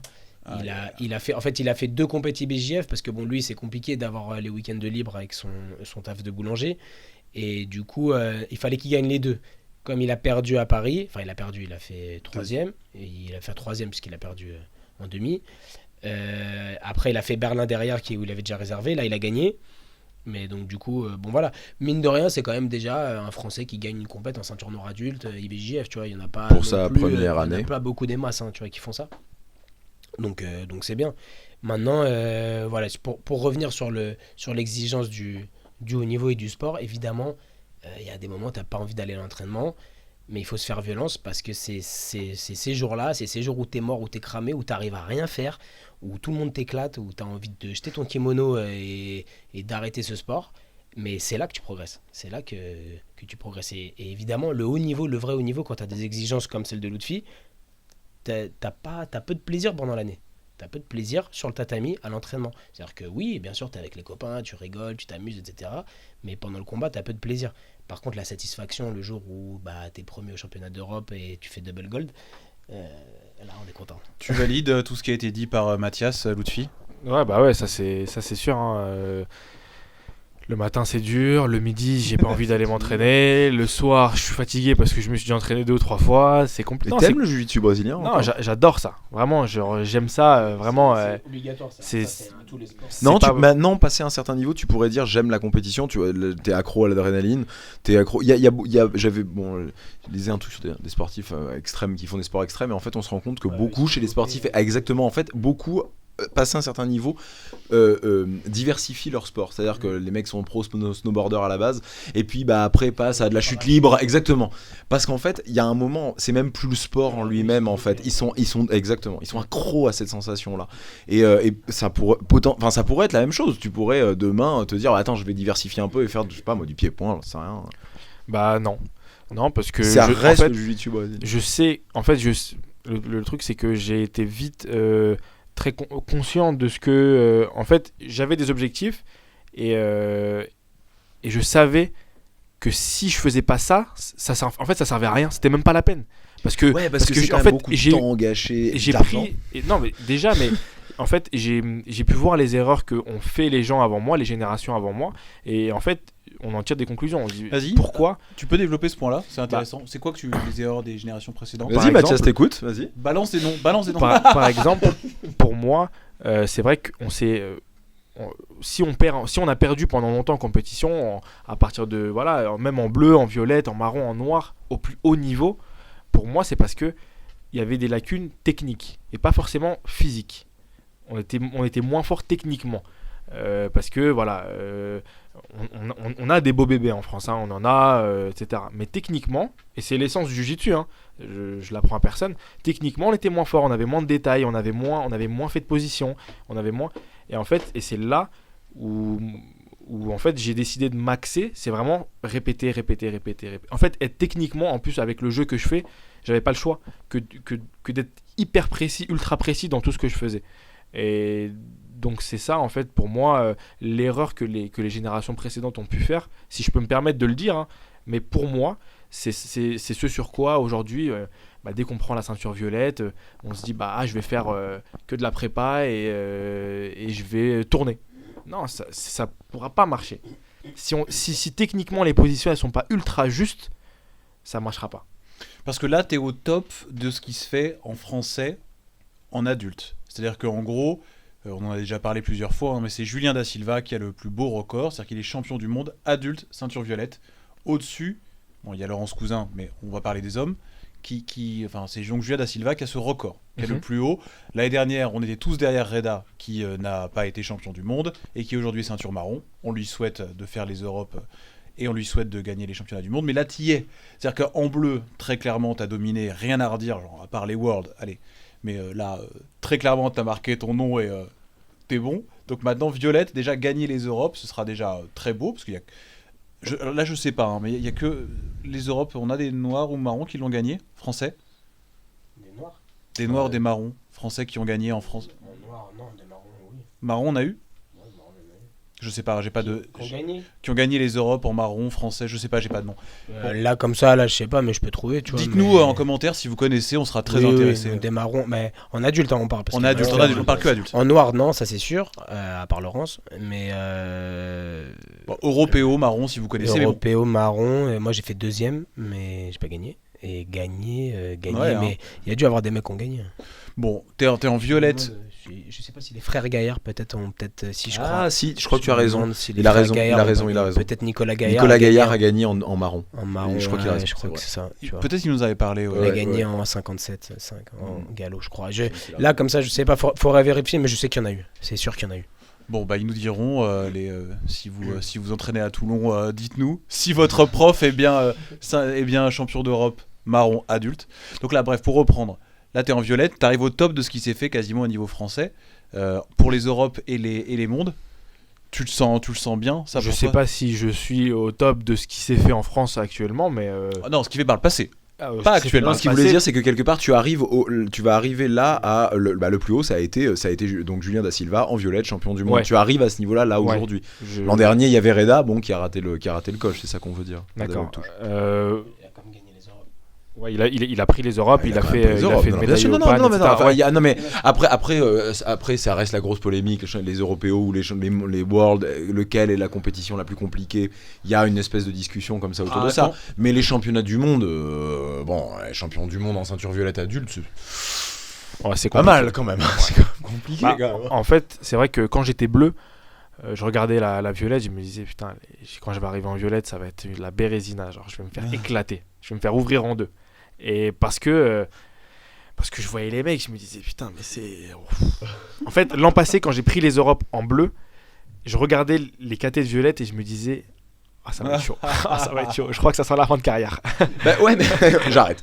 Oui, mais là, c'est ceux qui étaient avec toi en bleu là. Bah après il y a des mecs qui sont restés en violette, mais après c'est vrai que voilà, j'ai pu aussi me faire les dents en violette. Dès que j'ai pris ma violette, je suis parti directement en compétition. Donc voilà, j'ai pu voir ce que c'était que le bon niveau en violette, et que voilà, j'y vais clairement pour faire double gold. Ça, de toute façon, c'est mon objectif, mais je suis moins stressé que l'année dernière, quoi. Je me dis, en gros, le niveau violette, là, je me dis que je suis dedans, quoi. Je suis en plein dedans. Ça t'a apporté quoi l'an dernier? Parce que donc, je t'avais dit, on en avait parlé avec Gilles Arsène. Et Gilles Arsène, qui est quelqu'un d'assez dur, quelqu'un d'assez difficile, vraiment. Et je lui avais dit, bon, Gilles, pour toi, le français, l'espoir français, on va parler vraiment en dessous de la ceinture noire, le français, il m'a dit Lutfi Ferra. Il m'a dit, il n'y a même pas à discuter, c'est Lutfi Ferra et tout ça. Et c'est vrai que c'était dans cette année, l'an dernier, qui a été une année hyper faste pour toi, ou vraiment qui t'a mis en lumière dans le milieu du jiu-jitsu brésilien, bien sûr, mais qui t'a vraiment mis en lumière et tout. Qu'est-ce qu'elle t'a apporté cette année? Ça t'a apporté quelque chose? Il y a eu des choses nouvelles? Et même techniquement, ça peut être hyper technique. Bon, là, le fait que t'aies des portes ouvertes pour aller t'entraîner un peu ailleurs. Ouais, bien sûr. Et puis même, après, moi, la reconnaissance, ça, je cours pas après, c'est pas. Mais c'est juste même pour moi, le fait d'avoir pu gagner des compétitions où 2 ans avant, pour moi, c'était voilà. On en rêvait juste, quoi. C'était juste. Et je me rappelle qu'on était à la NR Fight, j'étais ceinture blanche. Et en fait, il y avait Nicolas Régnier qui avait ses médailles des Europes, qui avait gagné les Europes. Et je la regarde, je la touche et tout. Et Mathias, il me dit travaille encore. Et 2 ans après, j'ai gagné, quoi. Et j'ai travaillé. Et surtout, il a bien travaillé. Et les World Pro aussi, ça m'a beaucoup. Qu'est-ce qui s'est passé au World Pro? Bah. Je te le dis, Lutfi, tu m'as déçu. Au World Pro? Non, pas World Pro, excuse-moi, au World. World. Tu m'as déçu. Bah, dis pas ça. T'étais chez toi en train de manger de la pizza, là. Bah, moi le premier. Mais en fait, ce que je disais à Mathias il y a une semaine encore, je lui disais qu'en fait, c'était limite la meilleure chose qui ait pu m'arriver de perdre en fait au World. Beaucoup de gens disent ça. La défaite, ça m'a apporté beaucoup. Blablabla. Parce que, mine de rien, j'avais oublié ce que c'était de perdre. Je perdais plus. J'avais oublié. Voilà. Et en fait, je me disais, quoi qu'il arrive, je vais réussir à m'en sortir. Parce que j'ai eu des combats difficiles pendant l'année. Mais je me suis dit, bon, ça va passer. Et au final, voilà, j'ai perdu. Pas de podium, rien du tout. Et c'est là où, en fait, j'ai changé ma manière de m'entraîner. J'ai complètement changé ma manière de m'entraîner, ma manière parce que je pense que si j'avais gagné les Worlds en bleu, j'aurais gardé la même philosophie d'entraînement. Et là, j'ai Qui était pas la bonne, changé. tu penses? Alors que t'as quand même été champion d'Europe. Hein. Il y avait, ouais, bien sûr, mais c'était pas mon objectif d'être champion. Enfin, c'était un truc parmi, voilà. Mon objectif, ça restait les Worlds. Et finalement, je l'ai même pas, j'ai même pas gagné les Worlds. Donc, même s'il y a eu des choses avant, au final, bon, tant pis quoi. Et ouais, le mondial, j'ai perdu et puis voilà, j'ai perdu. J'aime pas perdre, je déteste. Ça sent, mon pote, c'est J'aime ouf. pas perdre. J'aime pas perdre. Qu'est-ce qui Franchement, t'a manqué? Qu'est-ce qui a été tu veux en parler? Après, voilà, c'est vrai qu'on était. C'est pas le genre on à chercher était- des excuses. Je Franchement, pense que trouve pas franchement, d'excuses. s'en fout complètement. Je trouve pas pour être d'excuses. honnête. Après, voilà, c'est vrai que la préparation, elle était pas optimale. On était en période de jeûne. Donc voilà, moi je suis de confession musulmane. Donc En période de Ramadan. En période de Ramadan. Donc vraiment, les 15 jours qui ont précédé les Worlds, l'après-midi, on mangeait pas. Bref. On Et donc, buvait on pas, surtout. buvait Le pas, vrai donc truc, c'est la boîte. même ça, on c'est l'eau, quoi. pouvait pas s'entraîner correctement. Donc, Tu adaptes, toi? Tiens, d'ailleurs, c'est un truc, ça, tu fais partie de ces clubs qui adaptent les entraînements, surtout en préparation de grosses compétitions comme ça, Mathias. Vous vous débrouillez, vous arrivez à trouver des créneaux, peut-être justement avec les autres clubs, les choses comme ça? Ouais, donc nous, dans le club, il y a majoritairement des gens de confession musulmane. Donc, en fait, pendant le ramadan, on garde les horaires normaux et on rajoute des horaires de nuit. Ok, on a accès à une salle, donc pendant tout le mois du jeûne, il y a accès la nuit, sauf que lui, il peut pas venir la nuit puisqu'il se lève trop tôt le C'est matin. ce que j'allais dire, parce que toi, tu bossais, t'avais les cours en même temps. Et donc, du coup, voilà, c'est très compliqué. C'est la Moi, contrainte de plus, quoi. En plus, tu manges pas, vas-y, allez. en tant que coach, tu vois, et en tant que je connais la compétition, je connais les exigences, je sais ce que ça représente, mais déjà je me permets pas de juger, tu vois, puisque voilà. Deuxièmement, moi je suis pas musulman, donc c'est un peu compliqué, tu vois, comme débat. Donc moi, ce que j'ai toujours dit à tous les athlètes, hein, c'est que Si tu veux le faire, fais-le, voilà, on c'est-à-dire va se débrouiller. que, voilà, moi je m'adapte à ton choix, je m'adapte à ce que tu fais. C'est très dur de combattre pendant le jeûne, avant le jeûne, enfin, le mieux c'est que ça tombe avant le jeûne, quoi. Après le jeûne, même si le jour même, Plus le décalage horaire. plus voilà, plus le tout voyage, etc. Voilà, donc forcément c'est très compliqué et c'est pas du tout optimal une préparation, que ce soit physiquement, mentalement aussi, parce que forcément t'es fatigué, t'es usé, donc tu t'es pas bien entraîné, donc t'es pas en confiance, donc bon voilà, il y a tous ces aspects-là pour la plus grosse compétition de l'année. Après, Reda Hamzaoui l'année dernière, il a fait le Ramadan. On est arrivé, ça faisait une semaine de jeûne, il me semble. Et le jour même, il a pas jeûné, mais il a fait vice-champion du monde, tu vois, en bleu. Il a gagné 6 combats En adulte? en adulte. En adulte, ouais. Donc voilà.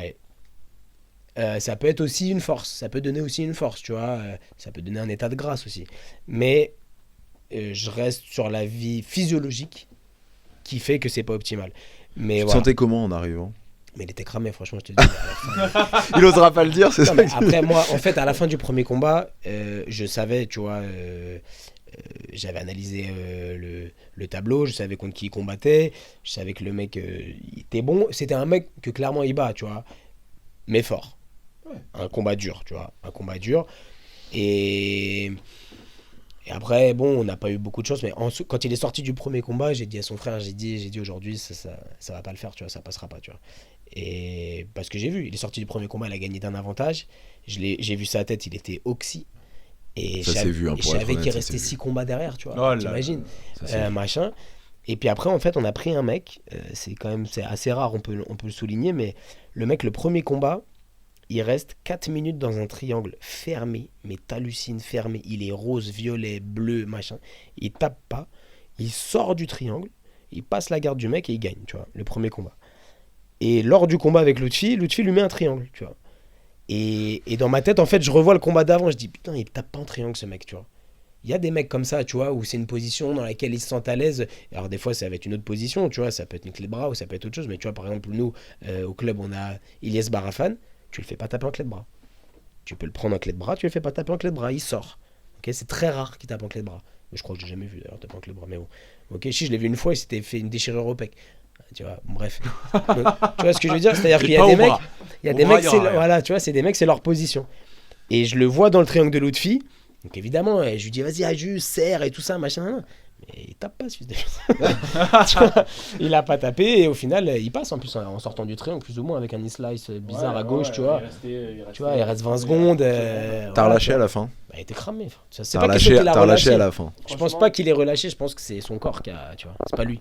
Franchement, déjà, à la fin du premier combat, j'ai eu franchement, j'ai eu des problèmes au dos, et à la fin de mon premier combat, j'ai eu un mini limbago, j'arrivais pas à me lever. Donc après, je vais combattre, tétanisé, enfin bref, franchement, c'est l'horreur. Mauvais souvenir donc en fait pour toi. Bah, mauvais souvenir. Alors après, ça t'a apporté, t'as Voilà. appris tout ça, voilà. Ouais. Bon, mais sur le le combat moment, en eux-mêmes, ouais. enfin, t'as pas En kiffé fait, parce du tout. Quoi. que je me reconnaissais pas en fait. Je reconnaissais pas mon corps. En fait, ma tête voulait faire des choses que mon corps pouvait pas refuser, et c'est hyper frustrant quoi. Donc voilà. Après, c'est vrai que c'est la vie, mais bon, c'est vrai que c'est dommage d'avoir fait une belle année comme ça et de se cracher comme ça, de pas finir. C'est de pas pas grave, finir tu en nous as beauté, fait quoi. tellement kiffer l'an dernier, que des belles victoires et tout, c'est pas grave, ça arrive. Enfin, c'est. Voilà. Ah oui, bien sûr, mais de toute façon, moi. Il y avait rien, là pour le coup, tout était réuni pour que ça ne passe pas. Tu l'as dit, enfin, je veux dire, Ah ouais, à ça, l'autre bout c'est- du monde, chaleur Et en plus, caniculaire, ah oui. c'est Los Angeles. Ah oui, en enfin, plus, je veux dire, mon vol a été surbooké. il y a un Enfin moment bref, j'ai où, attendu. Bref, non, c'était C'est vraiment. comme ça, vraiment, c'est comme ça. Non, mais non, mais sinon, ouais, franchement, c'est une belle compète à regarder. Franchement, c'est le top du jiu-jitsu. Mais c'est vrai que au moins ça m'a servi de leçon pour ma violette, et je sais que si j'y repars en violette, en marron Mais ou en tu- noir, Quand tu repars en Tu violette. repars cette année, non? C'est obligatoire là. bah en fait, Ça dépend du jeune. ça va dépendre du jeune. Ah ouais. En fait, je vais normalement, voilà, si tout se passe bien, je devrais faire les autres grosses compétitions, donc les World Pro, les Europes, peut-être les PAN, et même peut-être les Brasileiros, parce que je sais qu'à la fin de l'année, avec le jeune, c'est possible en tout cas, c'est sûr que je n'irai pas si je suis dans les mêmes conditions que l'an passé. Cette année, ça coïncide encore. Ça sera à la fin, les Worlds tomberont normalement à la toute fin du Ramadan. Donc ça veut dire que dans 2 ans, il n'y a plus d'incidence. Voilà, environ. Ouais, mais il sera en à marron. peu près. euh. Ouais, Il sera en marron, mais il sera chaud. Il va gagner. Ah non, ça, j'ai pas de souci, mais c'est juste que c'est dommage. La violette, là, il a. Enfin, C'est la première. première année violette, c'est vrai, t'as raison. Ah voilà, donc c'est bon, t'auras fini tes études quand tu passeras noir, ça va, tout va bien, c'est sûr. De toute façon, ça dépend de moi. Ça dépend de s'il moi. travaille bien à l'école aussi. Hein. Ça dépend de moi. Oh, ça. Ah, ça, je doute pas que Ça- t'es bon. Il y a des choses que tu rates, Lutfi, ou tu veux juste nous vénérer là, ce genre en fait, c'est ça. On a compris que les meufs ça allait, le jiu-jitsu, bon, on n'en parle même plus. Les invités nous énervent. En plus, il peut nous casser la gueule. Bah, quand c'est il pour ça veut. qu'ils sont invités, c'est pour ça qu'ils sont invités. Ouais. Non, mais c'est sûr que les Worlds, bon, ça fait mal, tu vois, pour lui qui a fait une super bonne saison, d'accord.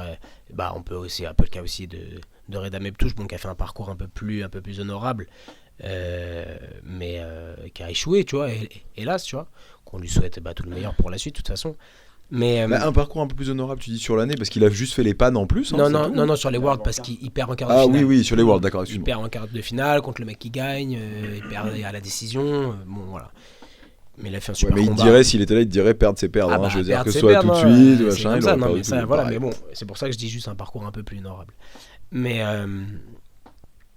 disons que ça lui sert de leçon à lui, parce que il a une grande force qui est pas vraiment une faiblesse, mais qui pourrait lui jouer des détours, c'est qu'il est très sûr de lui, d'accord, et c'est une grande force, parce que pour être compétiteur, c'est Je ce crois qu'il qu'il n'y a faut. pas le choix dans un sport de Il faut, combat. tu vois, il y a pas de souci. Et moi, voilà, du moment qu'il est respectueux sur les réseaux sociaux, sur le tatami, envers les arbitres, envers les adversaires, après, comme il pense, moi, ça me regarde pas, tu vois. Puis ça t'aide. Et bien sûr. Et donc, c'est vraiment ça, c'est ce qu'il a, et c'est quelque chose qu'on peut pas beaucoup enseigner, que ce soit Zach, Mehdi, Karim, moi. L'intrinsèque de ta personne de champion, c'est toi. C'est-à-dire que nous, on peut t'aider de par notre expérience de la compétition, de par notre expérience de athlète, de prof, etc. Mais je pourrais pas fondamentalement changer ton caractère. Ça, je pourrais pas. Ok, après, je peux te dire, bah voilà, pour t'entraîner bien, faut que tu fasses ci, pour manger bien, faut que tu manges comme ça, bon, ça, y a pas de souci. Mais voilà. Donc, du coup, lui, il a vraiment ça, il a vraiment ce beau côté que d'autres ont. Mehdi là, Reda Mzaoui là, bon voilà, c'est des mecs, c'est en eux. La victoire, elle est en eux. Okay, ils aiment pas perdre, tu vois. Comme il l'a dit là juste avant, tu vois, il aime pas perdre.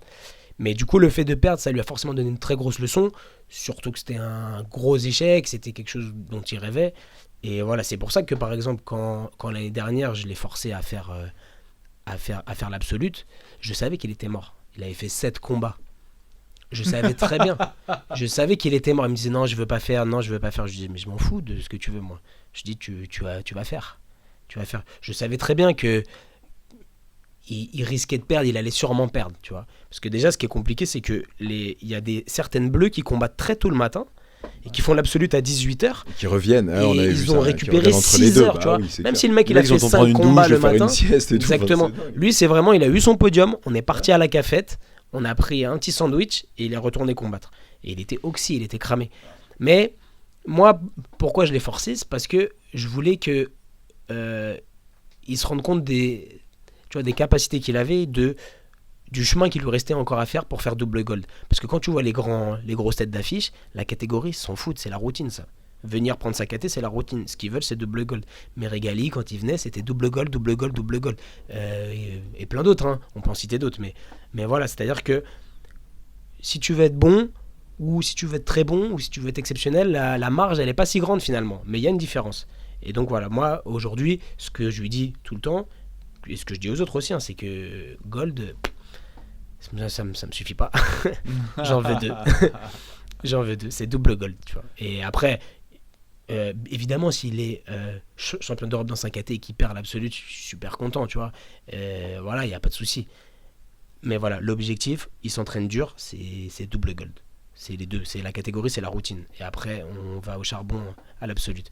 Et le mental, là, il est vraiment super important parce que quand tu as fait 6 combats dans ta KT et que tu craques, tu lui dis, ouais, mais les autres, ils font comment ?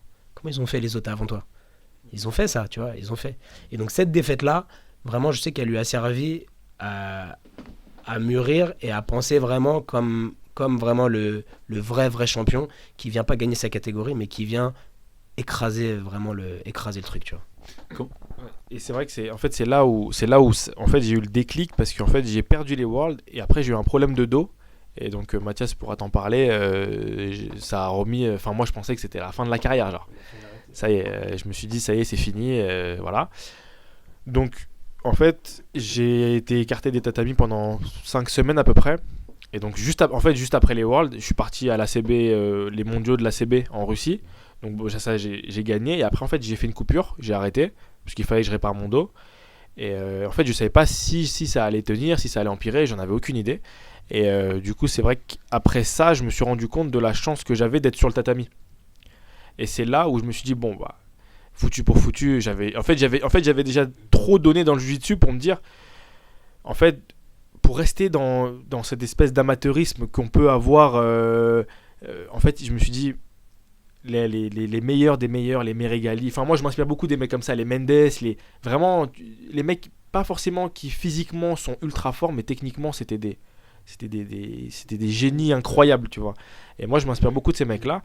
Et en fait, ces mecs-là, ils s'entraînent 3-4 fois par jour. Ils s'entraînent bien. Tu vois, et ils ont vraiment aussi c'est un esprit aussi. C'est pas que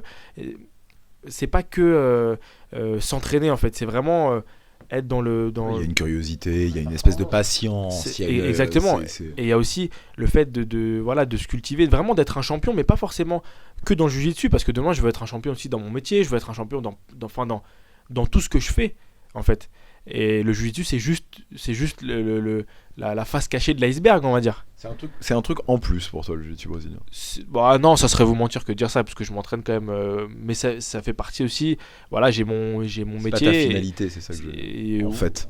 Non, parce qu'en fait pour tous les mecs qui s'entraînent comme moi, ils font que du jiu-jitsu, et moi je veux pouvoir montrer que on peut réussir en ayant un métier, en truc, voilà. C'est mon côté Forrest Gump, genre. Écoute, genre, c'est le pire contre-exemple, la pire conclusion que tu aurais pu noter. Moi, je bois ces paroles. Là, Jérémy et moi, on est.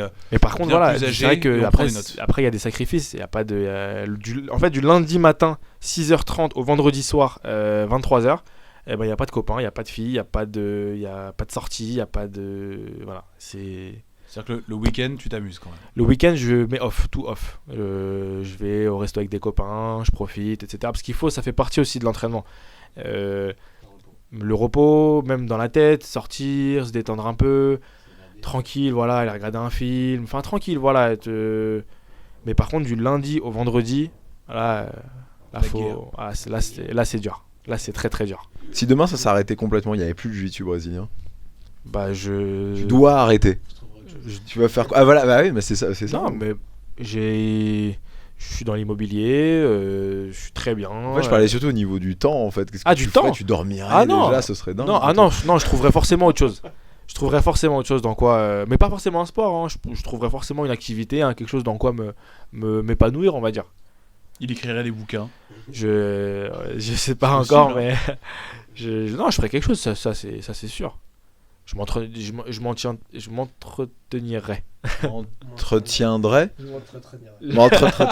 m'entretiendrai. Voilà. Et juste, j'ai une dernière question après. Là, pour le coup, Mathias et Lutfi, d'ailleurs, vous répondez pas. Ça, c'est vous de décider. Parce que tu parlais tout à l'heure de les Européos. Tu parlais des pannes éventuellement cette année. Tu parlais des mondiaux. Tu parlais d'aller. Vous êtes en Russie, d'un machin. Qui paye pour tout ça? Alors, ça c'est la question. Et c'est vous deux que je m'adresse parce que être un champion, c'est pas uniquement avoir le temps de s'entraîner, avoir la capacité, parce que c'est une capacité financière de s'entraîner. Le temps, ça coûte très très cher aujourd'hui, on le voit bien. Comment tu fais? Alors moi, en fait, je demande rien à personne. Enfin, je travaille. Tu payes quoi? Je paye. Après voilà, sur certaines compétitions, le club finance. Sur d'autres, j'ai eu des sponsors qui ont financé aussi. Là, à partir de janvier, je vais avoir des sponsors qui vont me permettre de faire ma saison et de rien débourser. Tu peux les citer, tes sponsors, vas-y. En fait, non, si c'est pas encore signé, fait, dit. J'ai dit tu peux, j'ai pas dit tu dois. C'est toi qui vois. L'entreprise dans laquelle je travaille. Donc c'est la Tour Imo, donc c'est leader de l'immobilier commercial dans Paris et région parisienne, qui le fait pas parce que en fait moi je suis pas quelqu'un qui va mendier, c'est pas du tout mon genre, vraiment pas. Si je peux aller en compétition, j'y vais. Si je peux pas, j'y vais pas. Quand j'étais ceinture bleue, je faisais pas beaucoup de compétitions, mais celles que je faisais en sorte de les gagner. Et voilà, là en fait, mais par contre, voilà, il faut passer par le cap où tu finances tes compétitions tout seul, etc., pour te faire un nom, pour après attirer des c'est entreprises. C'est obligatoire, etc. je veux dire, c'est des fois des ceintures blanches, des ceintures bleues qui sont à la recherche, qui n'ont entre guillemets rien fait, qui sont peu connus, qui sont à la recherche de sponsors, ça peut pas fonctionner. Ça peut pas. Qu'est-ce que tu disais? Là, si, t'as dit quelque chose. Qu'est-ce que tu disais, Mathias? Des Master 5. Mais ça c'est compliqué. Ça peut pas fonctionner. Il faut avoir construit tout ça. Exactement. Et malheureusement, ça Exactement. coûte de l'argent. En fait, c'est un retour sur. En fait, c'est comme un retour sur investissement. C'est normal. C'est demain, je peux pas aller voir quelqu'un. J'ai rien gagné de ma vie. Je vais lui dire, donne-moi de l'argent pour que j'aille en compétition. Non, c'est pas comme ça. Il faut avoir il faut avoir des entre guillemets des preuves à l'appui. Voilà. Aujourd'hui, je peux être en mesure de aller dire voir des vrais annonceurs, de vraies marques qui vont. Voilà, après maintenant, voilà, besoin de ton image. c'est encore secret, mais j'ai signé avec un nouvel équipementier qui n'est plus Atom, que je remercie déjà pour les 2 ans que j'ai passé avec eux, mais qui n'est plus Atom, qui est une belle marque connue dans le monde. Donc ça va sortir dans pas longtemps. Mais en termes de sponsors, ouais, pour 2019, je devrais pouvoir faire toutes mes compétitions payées. Non, parce que c'est une question qui peut paraître anodine de se dire attends, pourquoi tu te demandes combien ça. Enfin, mais c'est pas gratuit tout ça, quoi. Je veux dire, c'est que ça fait presque autant partie de l'entraînement, quoi. Le matin, tu te lèves, faut penser à comment aller à Lisbonne, même si Lisbonne c'est pas forcément le plus cher, mais enfin aller à Los Angeles. En plus, avec le décalage horaire, tout ça, on en parlait, tu peux pas y aller une semaine, enfin, tu peux pas y aller 2 semaines, enfin, il faut y rester, Bien sûr. Ça fait aussi partie Après, voilà, c'est vrai que de ta vie de sportif. Sur mon année de ceinture bleue, on va dire sur l'année l'année scolaire de l'an passé, j'ai pu quand même faire de l'argent avec le jiu-jitsu, quoi. En gagnant les World Pro, en gagnant l'ACB, Oui, c'est vrai. Donc on oublie trop souvent qu'il y a que à l'IBJJF que tu payes. Mais c'est même pas ça, c'est que en fait, en s'entraînant, en gagnant des grosses compétitions, demain je peux être amené à être invité sur un truc, par exemple le Polaris ou n'importe quoi. Enfin, vous savez, une organisation qui organise des combats, qui paye qui fait du super fight en fait. En fait, aujourd'hui, en fait, on aime tellement se plaindre de dire que le jiu-jitsu ça ramène pas d'argent, que moi sur mon année, de 2018, j'ai gagné de l'argent avec le jiu-jitsu. C'est incroyable ce que tu racontes en ceinture bleue. Alors Et- prenez des notes. Et je ne donne, j'ai pas donné de cours, j'ai pas donné de cours privés, de séminaires. Donc j'ai tu rien as donné gagné tout. de J'ai gagné l'argent. Alors, attends, donc on va pas parler de bénéfices, c'est compliqué pas. Mais c'est-à-dire que comparé à ce que tu as dépensé pour te déplacer, t'inscrire tout ça machin, tu as quand même. Non, j'ai gagné de l'argent. J'ai gagné de l'argent. T'as été ok, grâce T'as été au gain. bénéficiaire, c'est ça. Combien, à la CB? À la CB, j'ai pris 1000 et mon voyage a été payé. Les World Pro, mon voyage a été payé, j'ai pris 2000. Le Grand Slam, le voyage a été payé, j'ai pris 500. Après, quand j'ai gagné ces compétitions-là, donc Atom, j'ai eu des primes avec Atom. Ah, c'est beau ça. Donc une marque française aujourd'hui, donc là on la cite, hein, c'est Ouais, Atom, bien sûr. c'est hyper important, fait donc gagner des primes de match à Ouais, ces athlètes qui sur les mortels. plus C'est grosses mortel. compétitions, mais étant donné que j'ai gagné 2 titres du Grand Chelem l'an passé, bah, j'ai eu des primes, etc. Donc ouais, j'ai gagné de l'argent grâce au jiu-jitsu, bien sûr. Je suis hyper content que C'est quelqu'un à génial. ce micro Et en ceinture enfin, bleue. Le 10 quoi. après 26 ou 27 émissions nous disent les gars j'ai fait des thunes avec le jiu-jitsu. Fallait que ça arrive un jour, c'est aujourd'hui. Mais derrière, il faut les gagner, les grosses compètes. Ouais, il faut y aller, il faut les gagner. Ah non, il y a rien de magique, c'est pas ça qu'on dit, c'est qu'on dit que c'est possible. Ah bien sûr, ah non, c'est possible. Et quand je regarde aujourd'hui de plus en plus de ceintures marron et ceintures noires, pas en France, hein, à l'étranger, je regarde ils gagnent très très bien leur vie, et des jeunes. Hein. C'est sûr. C'est vrai, là, on est vraiment à une phase tournante du jiu-jitsu. Tu le sens ça vraiment, tu le dis Complètement, aujourd'hui, tu bah, penses que ça complètement. va évoluer, que ça Déjà, va rien exploser. que avec l'exposition, de toute façon, tu vois, flow grappling, etc. Voilà, t'es beaucoup plus exposé, t'es beaucoup plus mis en avant.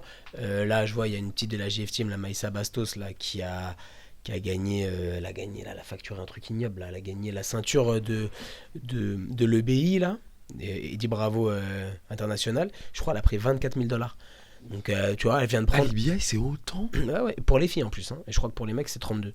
Et donc t'imagines qu'elle vient de gagner, là elle vient d'être ceinture noire, elle vient de prendre 24 000, donc c'est ce que la plus, tu vois, c'est, il y a des gens qui déclarent ça à l'année, enfin tu vois, c'est sur le, tu vois, il y en a plein qui déclarent 24 000 et en dessous, tu vois, à l'année. Et donc du coup, voilà, là elle sait que $24 000, elle a son année de compétition payée large. Mais archi large. Plus, voilà. Avant, elle a gagné le World Pro, elle gagne tous les grands slams, elle a été deuxième du ranking, donc elle a déjà pris 14 000 l'année dernière. Tu vois ce que je veux dire? Donc maintenant, tu regardes les mecs à la Gracie Barra, par exemple. Eux, ils ont un système interne à la Gracie Barra. Ouais, on en entend Qui leur parler de classe, ça. etc. À la fin de l'année, des mecs comme merde, j'ai un trou de mémoire comme par hasard, voilà, Génial, Philippe ça. Pena, etc. C'est des primes de 100 000, 150 000 qu'ils prennent. Et bah c'est très bien parce que C'est ça magnifique. rigole pas du tout, les mecs s'engagent Donc c'est vraiment. magnifique. Donc si tu veux, là on est vraiment arrivé, voilà, les marques le savent, même on peut parler de Kleenex, tu vois, Kleenex qui s'est investi dans le développement, du jiu-jitsu, parce qu'il y a quelque chose à faire. On a juste raté Lutfi Ferra, c'est tout. Vous avez pas. Alors que tu m'en avais parlé en plus, tu m'en avais parlé. On avait parlé. C'est T'as vu vrai ou comment pas, je suis Nesmleh? Mathias? T'as vu Nesmleh, le prof. C'est vrai, mais après on avait honte, on n'avait pas d'argent à l'époque, on s'est dit on va pas, tu vois. Non mais après il y a pas de souci, mais tu vois, c'est-à-dire qu'il y a quand même quelque chose dans le C'est jiu-jitsu vrai. brésilien. Non, mais à la fin on te fait signer un contrat, y a pas de problème. Et encore le MMA n'est pas légalisé, c'est-à-dire que le jour où on ne sera plus obligé d'expliquer qu'est-ce que le jiu-jitsu brésilien, vous vous rendez pas compte, c'est un milieu où il y a de l'argent, c'est un C'est un milieu. judoka qui nous dit ça là, hein, je veux dire, donc tu sais très bien de quoi tu parles. Bien sûr, je sais. Puis en plus, voilà, enfin, le judo ils font que perdre des licenciés de toute façon. Donc ça c'est rien. Et il y a des guéguerres en France avec des fédérations et tout ça, mais bon, c'est très bien qu'il y en a qu'une qui prédomine et qui développe vraiment le jiu-jitsu brésilien. Et ensuite, enfin voilà, c'est-à-dire que il y a vraiment quelque chose à faire. On peut donner des cours, on peut ouvrir des académies, voilà, les preuves elles sont partout, il suffit de regarder autour de nous. Alors évidemment nous on est privilégiés parce qu'on est à Paris, donc on est privilégiés. Ok, si t'habites à Saint-Hilaire-Culon-la-Valmite, c'est peut-être un peu plus compliqué, tu vois. Déjà rien que de le dire c'est compliqué. Rien que de le dire, je sais pas pourquoi j'ai ce village en tête. Petite mémoire du Kleenex Tour et de l'Est de la France avec Salah Mezou. Voilà, tu notamment. vois, voilà, quand t'es dans un... Et encore, ça là il est à Strasbourg, hein, c'est pas non plus la plus petite ville de France, tu vois. Non, il est pas à Strasbourg même. Oui, Je te mets au défi de redire le nom de la ville. il est à Ingrid-Vachistaden. Ah ouais, laisse tomber. Mais bon, tout se touche là-bas, de toute façon, tout est à côté. Mais en gros, quand t'es dans une grosse ville, c'est déjà mieux, tu vois. Mais c'est vrai que quand t'es dans ton petit village, ça doit pas être facile. Mais voilà, on est quand même à un tournant qui fait que voilà, les mecs peuvent vraiment gagner de l'argent s'ils combattent bien, s'ils gagnent de l'argent, s'ils gagnent des compétitions, pardon.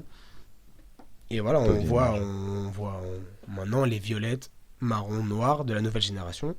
Ils ont toutes leurs compètes de l'année payées, c'est sûr. Qu'est-ce qui t'empêche, toi, Lutfi, parce que là, on parlait des États-Unis ou Brésil. Bon, Brésil, je pense que c'est plus compliqué. Qu'est-ce qui t'empêche de dire bon, allez, vas-y, franchement, je m'offre 2 ans là et je fais tout pour réussir aux États-Unis parce que ça te fait. Mon papa dit rien. Ah ouais.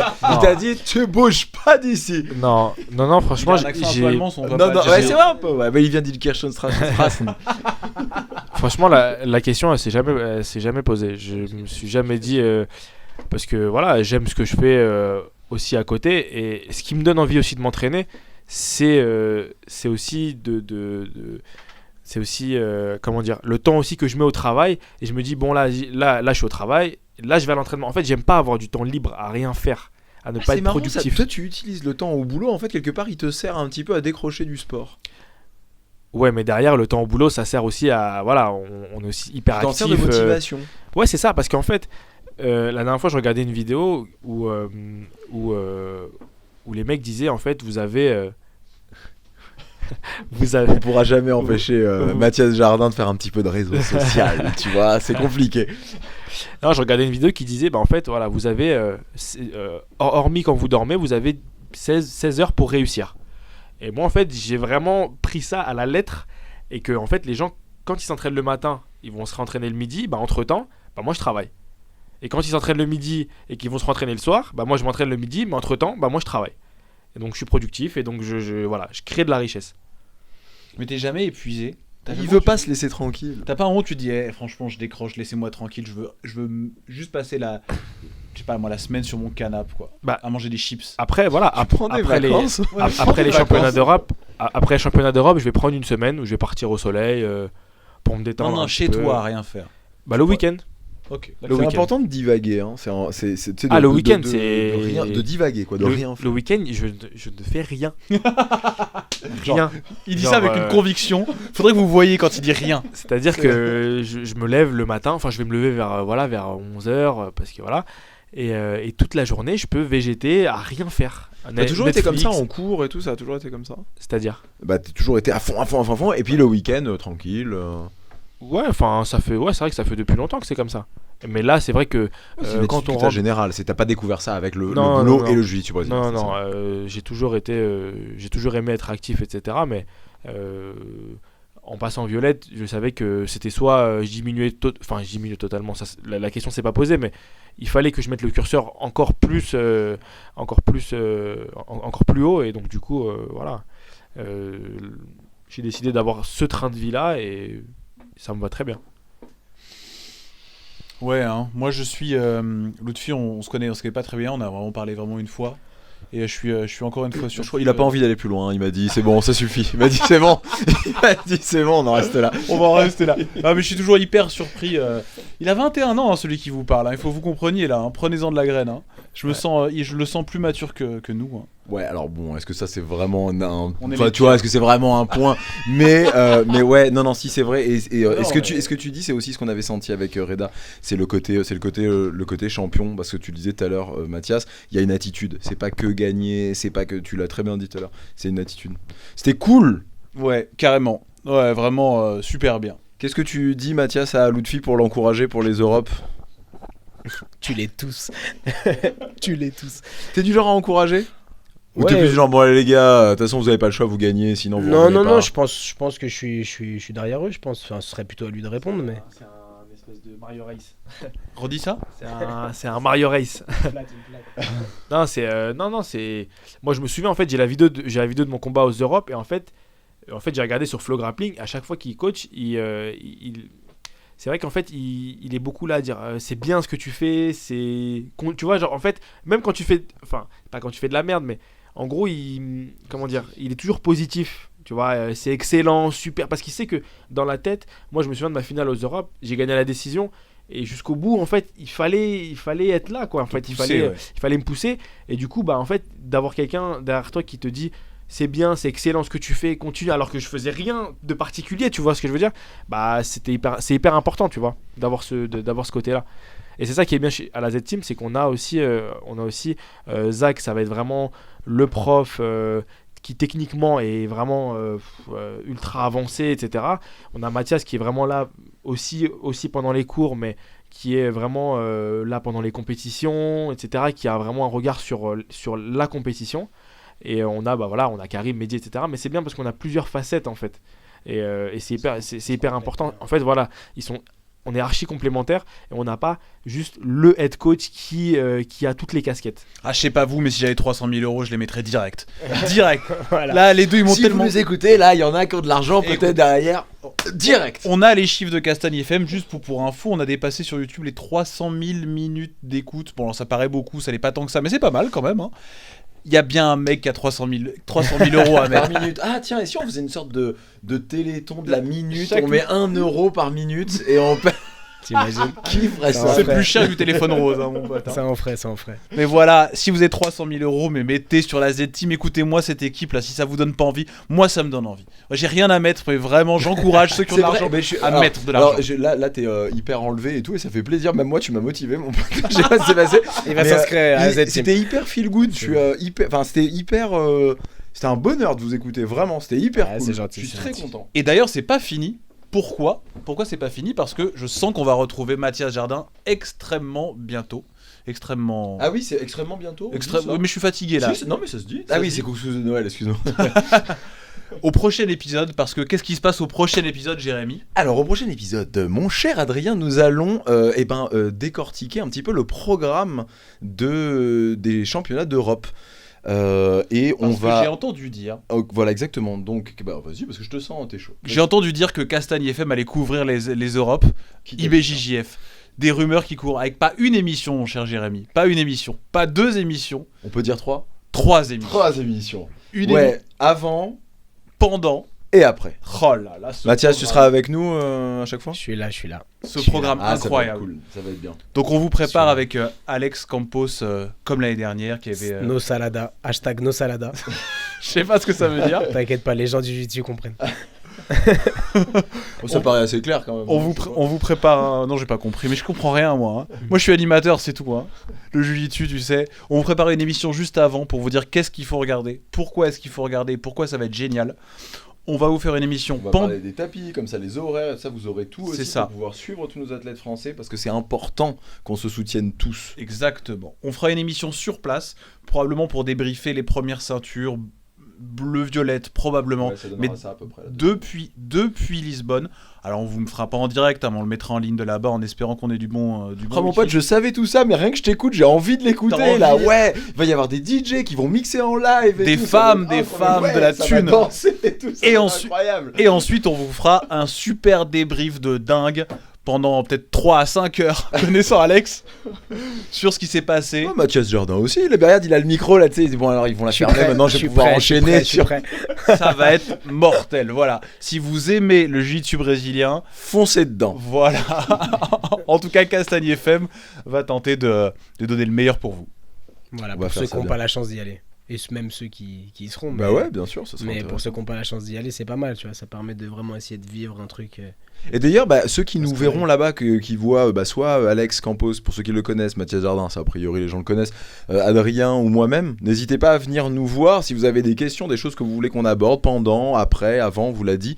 Alors avant, ça va être plus compliqué là-bas, mais pendant et après, vous n'hésitez pas, venez nous voir. Hein. Mathias Jardin est quelqu'un de très sympa, nous un peu moins. Voilà, et si vous-même vous participez aux Européos, ou si des gars de votre équipe participent aux Européos, qu'on n'en parle jamais, pourtant qu'ils sont très forts, et qu'il faut qu'on en parle, envoyez-nous des messages, n'hésitez pas.